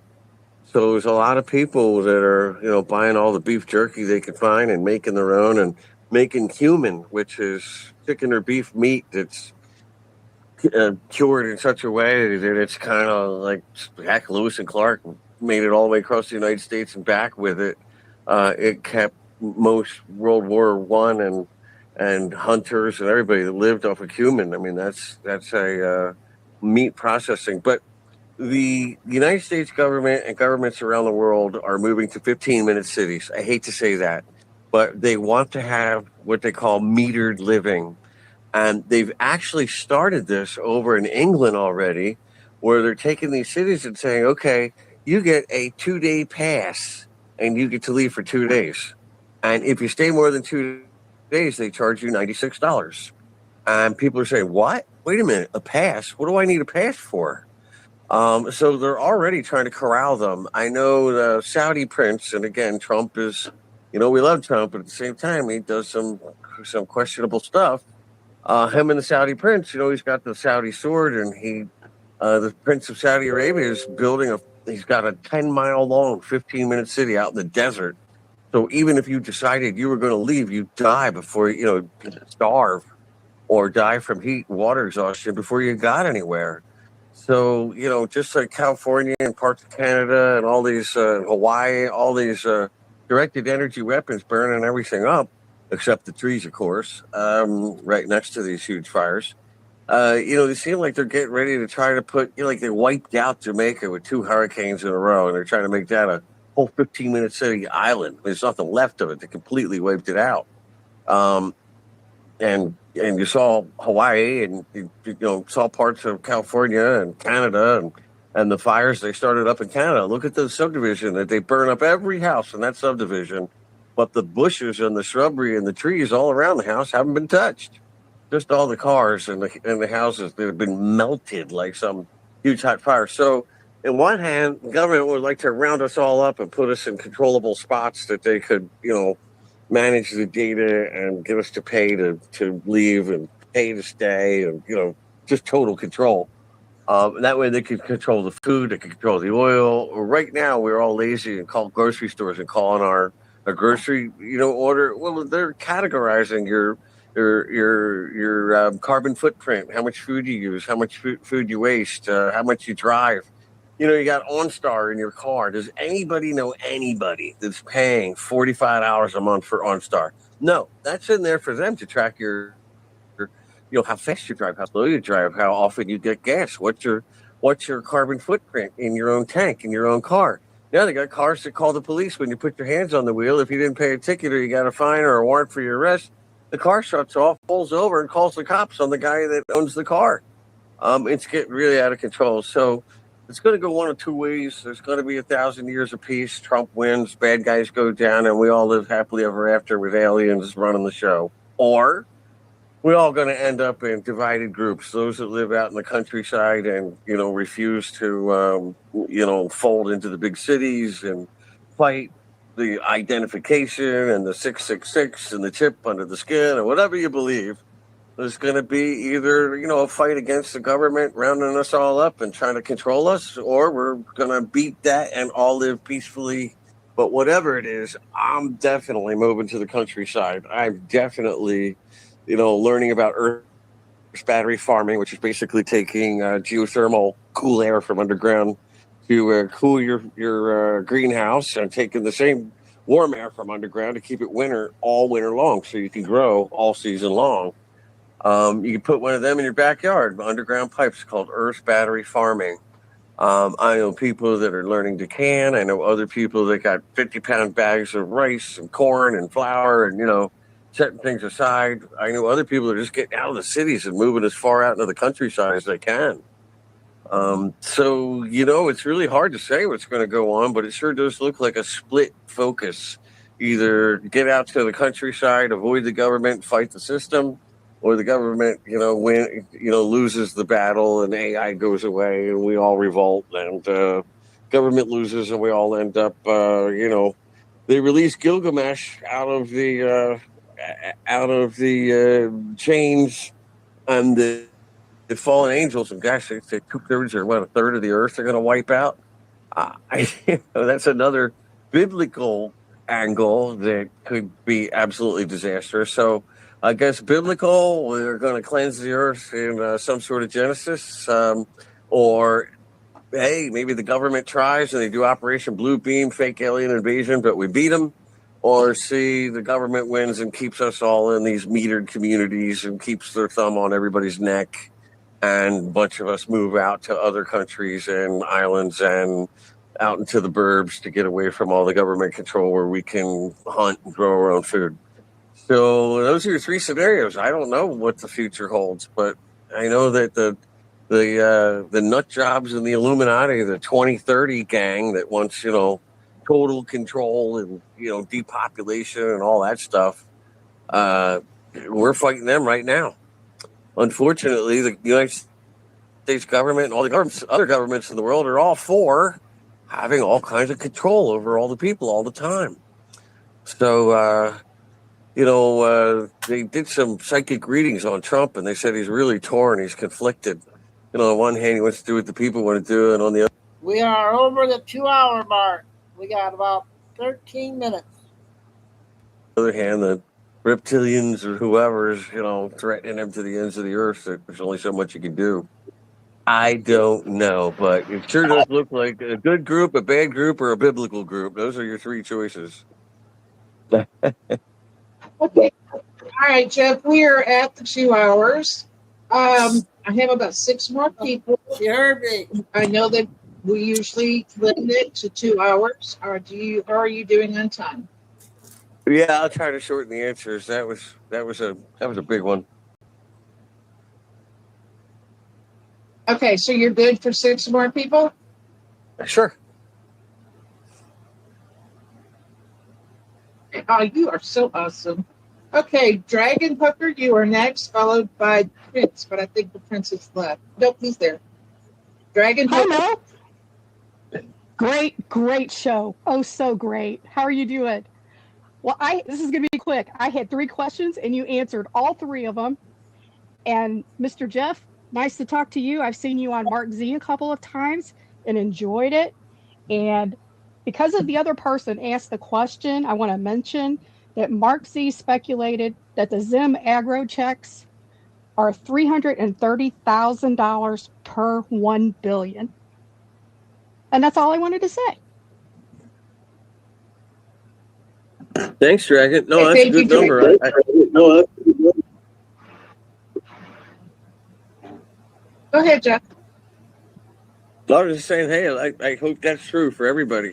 I don't have any aggro, but God bless you. I hope that's true. Yeah. Okay, Prince, you're next, followed by Primetime Gal. Prince, did you have a question? No longer have a question, but Mel, keep doing what you're doing. You're on the right path, and everybody stay positive. Thank you.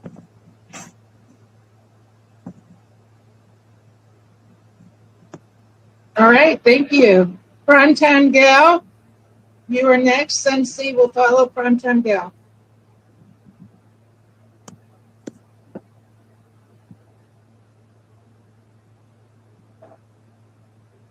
Primetime Gal, hit your big blue button if you have a question. Well, we're going to move on. Is that okay now? Can you hear me? Is that okay? Yes, we can hear you. Thank you very much. Jeff, thank you. And Mel, thank you for having Jeff. I've heard you several times before there, Jeff, and always enjoyed your talks. Someone did ask about the agro, and I was crestfallen. And then our Mark Z follower mentioned what I was under the impression of, so I have hope again. So I thank you. I don't have any other questions, but thank you so much for letting me come on, and I appreciate all you guys. Thank you. Keep the hope. Keep the faith. Thank you. Take care. Thank you. Thank you. Thank you, Primetime Gal. Sun C, you are next. Sun C, followed by TVJL2. Sun C. Before bed. Sun C, did you have a question? Hit the big blue button. If not, we're going to move on. All right, TVJL2. TVJL2, did you have a question? First of all, thank you very much, Jeff. Not only for your knowledge, but also your passion and positive thinking.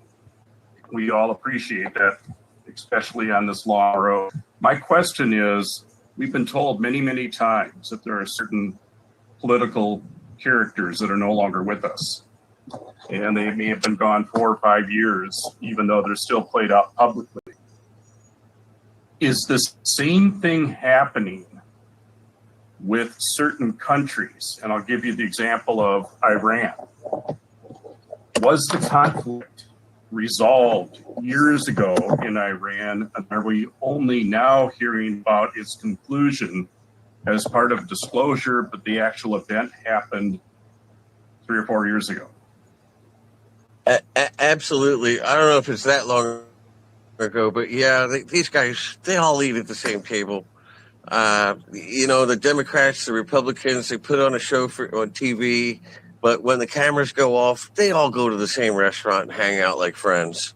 I mean, maybe not the real enemy pitch ones, but yeah, this goes on all over the world. I mean, Gitmo was full. Like Nancy Pelosi was a complete clone. She was wiped out at Gitmo like 2 years ago. They tried to rescue her there. There was a rescue attempt at Gitmo. Hillary Clinton, Trump. I can't find it, but I had a picture of Trump standing next to Hillary Clinton's body on a table, on a slab table at Gitmo in 2017, where he personally went to see her off because she was so evil. He wanted to see himself and make sure she was dead, that she was actually that bad. So yeah, this goes on all over the world. Then of course they use clones and masks and CGIF and all that to keep a public appearance out. So Trump had said, here in the future when we do arrests, we're going to do arrests on national television so that they can't just keep coming out with these clones and people saying, oh no, he's not arrested. I saw him on TV. Well, the people on TV are wearing masks. The people on TV are clones. Even the Joe Biden that pretended to be our president for a long time has now turned state's evidence and said, listen, they told me I just had to stand here in the background. I didn't, mean for all this to happen. And he's completely turned statement evidence on the auto pen and everything. So yeah, it goes on all around the world. Joe Biden's granddaughter, Ashley, went on national television before Biden won the presidency and said, that's not Joe Biden. Joe Biden, my grandfather's dead. That's his brother, Arthur. And boom, you never heard from her again. So yeah, this goes on all over the world, and it's really got to stop. The number of impersonators and masks, CIA masks, and clones, and gosh, it's a crazy mixed up world. But yeah, it goes on all over the place. All right, great. Luca? Go ahead, Jeff. Yeah, I think these battles were decided. Heck, I was told the Super Bowl and the NFL games and the World Series they decide who's going to be the winner before the season even starts. So yeah, I think countries and wars sometimes are the same way. Okay, thank you. Lula? Hi, yes, thank you. This has been a buffet of brilliant. Love it. I have, one quick thing. A man that lives on my property that works for me is moving to the Philippines in about 12 days to be with his wife. I'm excited to tell him there is hope for that country. Two quick questions. I have an at-home infrared spa with full chromotherapy. Does that help with parasites? And number two, when my husband passed away last year, I lost a good bit of muscle mass due to grief. Will the med beds help restore some of my arm and calf muscles? Absolutely. The medbed will restore bone, cartilage, muscle, tendons, teeth, hair, skin. It'll do autonomic nerve, central nervous system repair, eyes, ears, breathing, sinus, diabetes, cancer. It'll do it all. And I don't know about your machine. I'm sorry I don't know enough about it to speak to it, really. Okay, I have two more. All for Truth. Did you have another question? All for Truth? Well, I had a comment after he spoke, and the comment is the reason that I bought the Boulevard, because I remember back in the 1970s as a kid looking at pictures of Venezuela and just how beautiful it was and all the minerals that they had.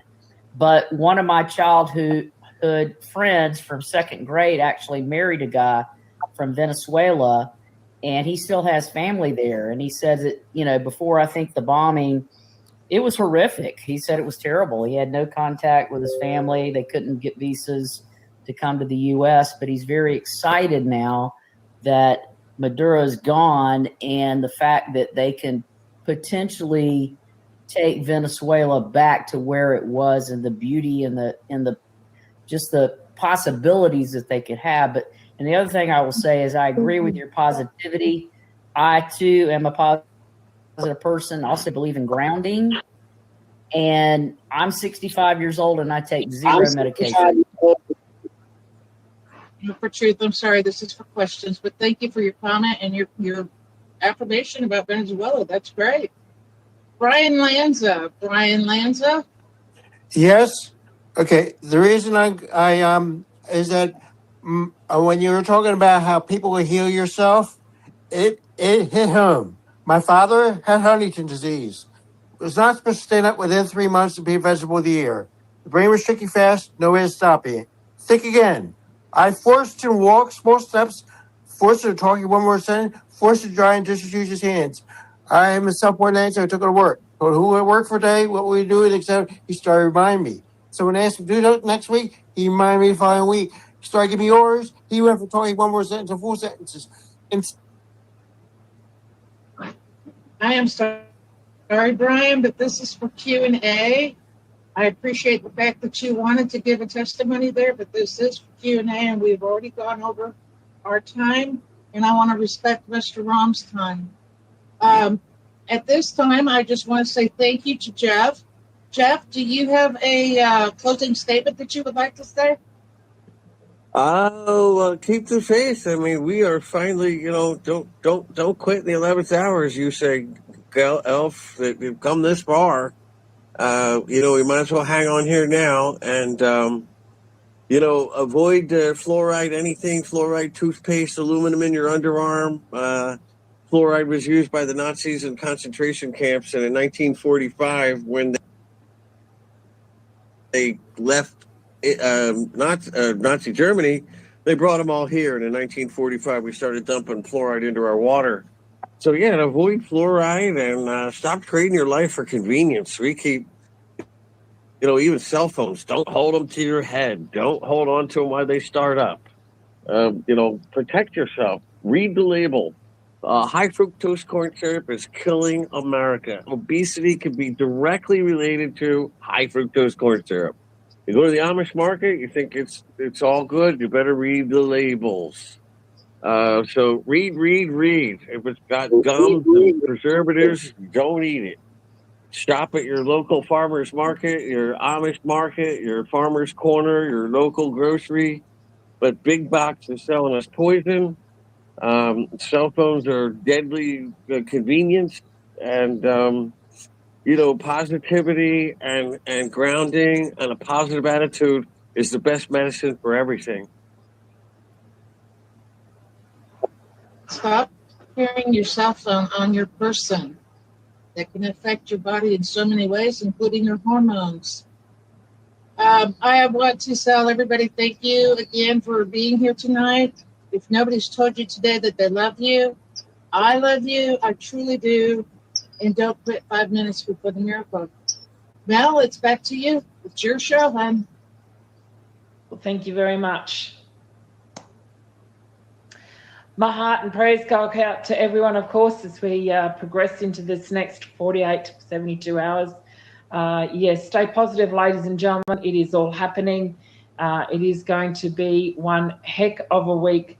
We are looking forward to seeing you tomorrow on Finance Friday, where we get to digest quite a few things that are possibly going to happen overnight. Again, thank you so much to the beautiful Jeff Rahm. We appreciate your time. Okay, you guys. Good show today. Tim, I removed your wrench because I don't like negative remarks. There's the last five remarks you were negative. So I'm sorry, but thank you for helping. So that's gonna end the show, and I'll save everything for tomorrow night. I want to have the whole day and come back in the evening time. And about 5 or 6 o'clock in between there. I'll save all the short ones for tomorrow. Thanks, mods. Lucy, Carol, Michael, Kay.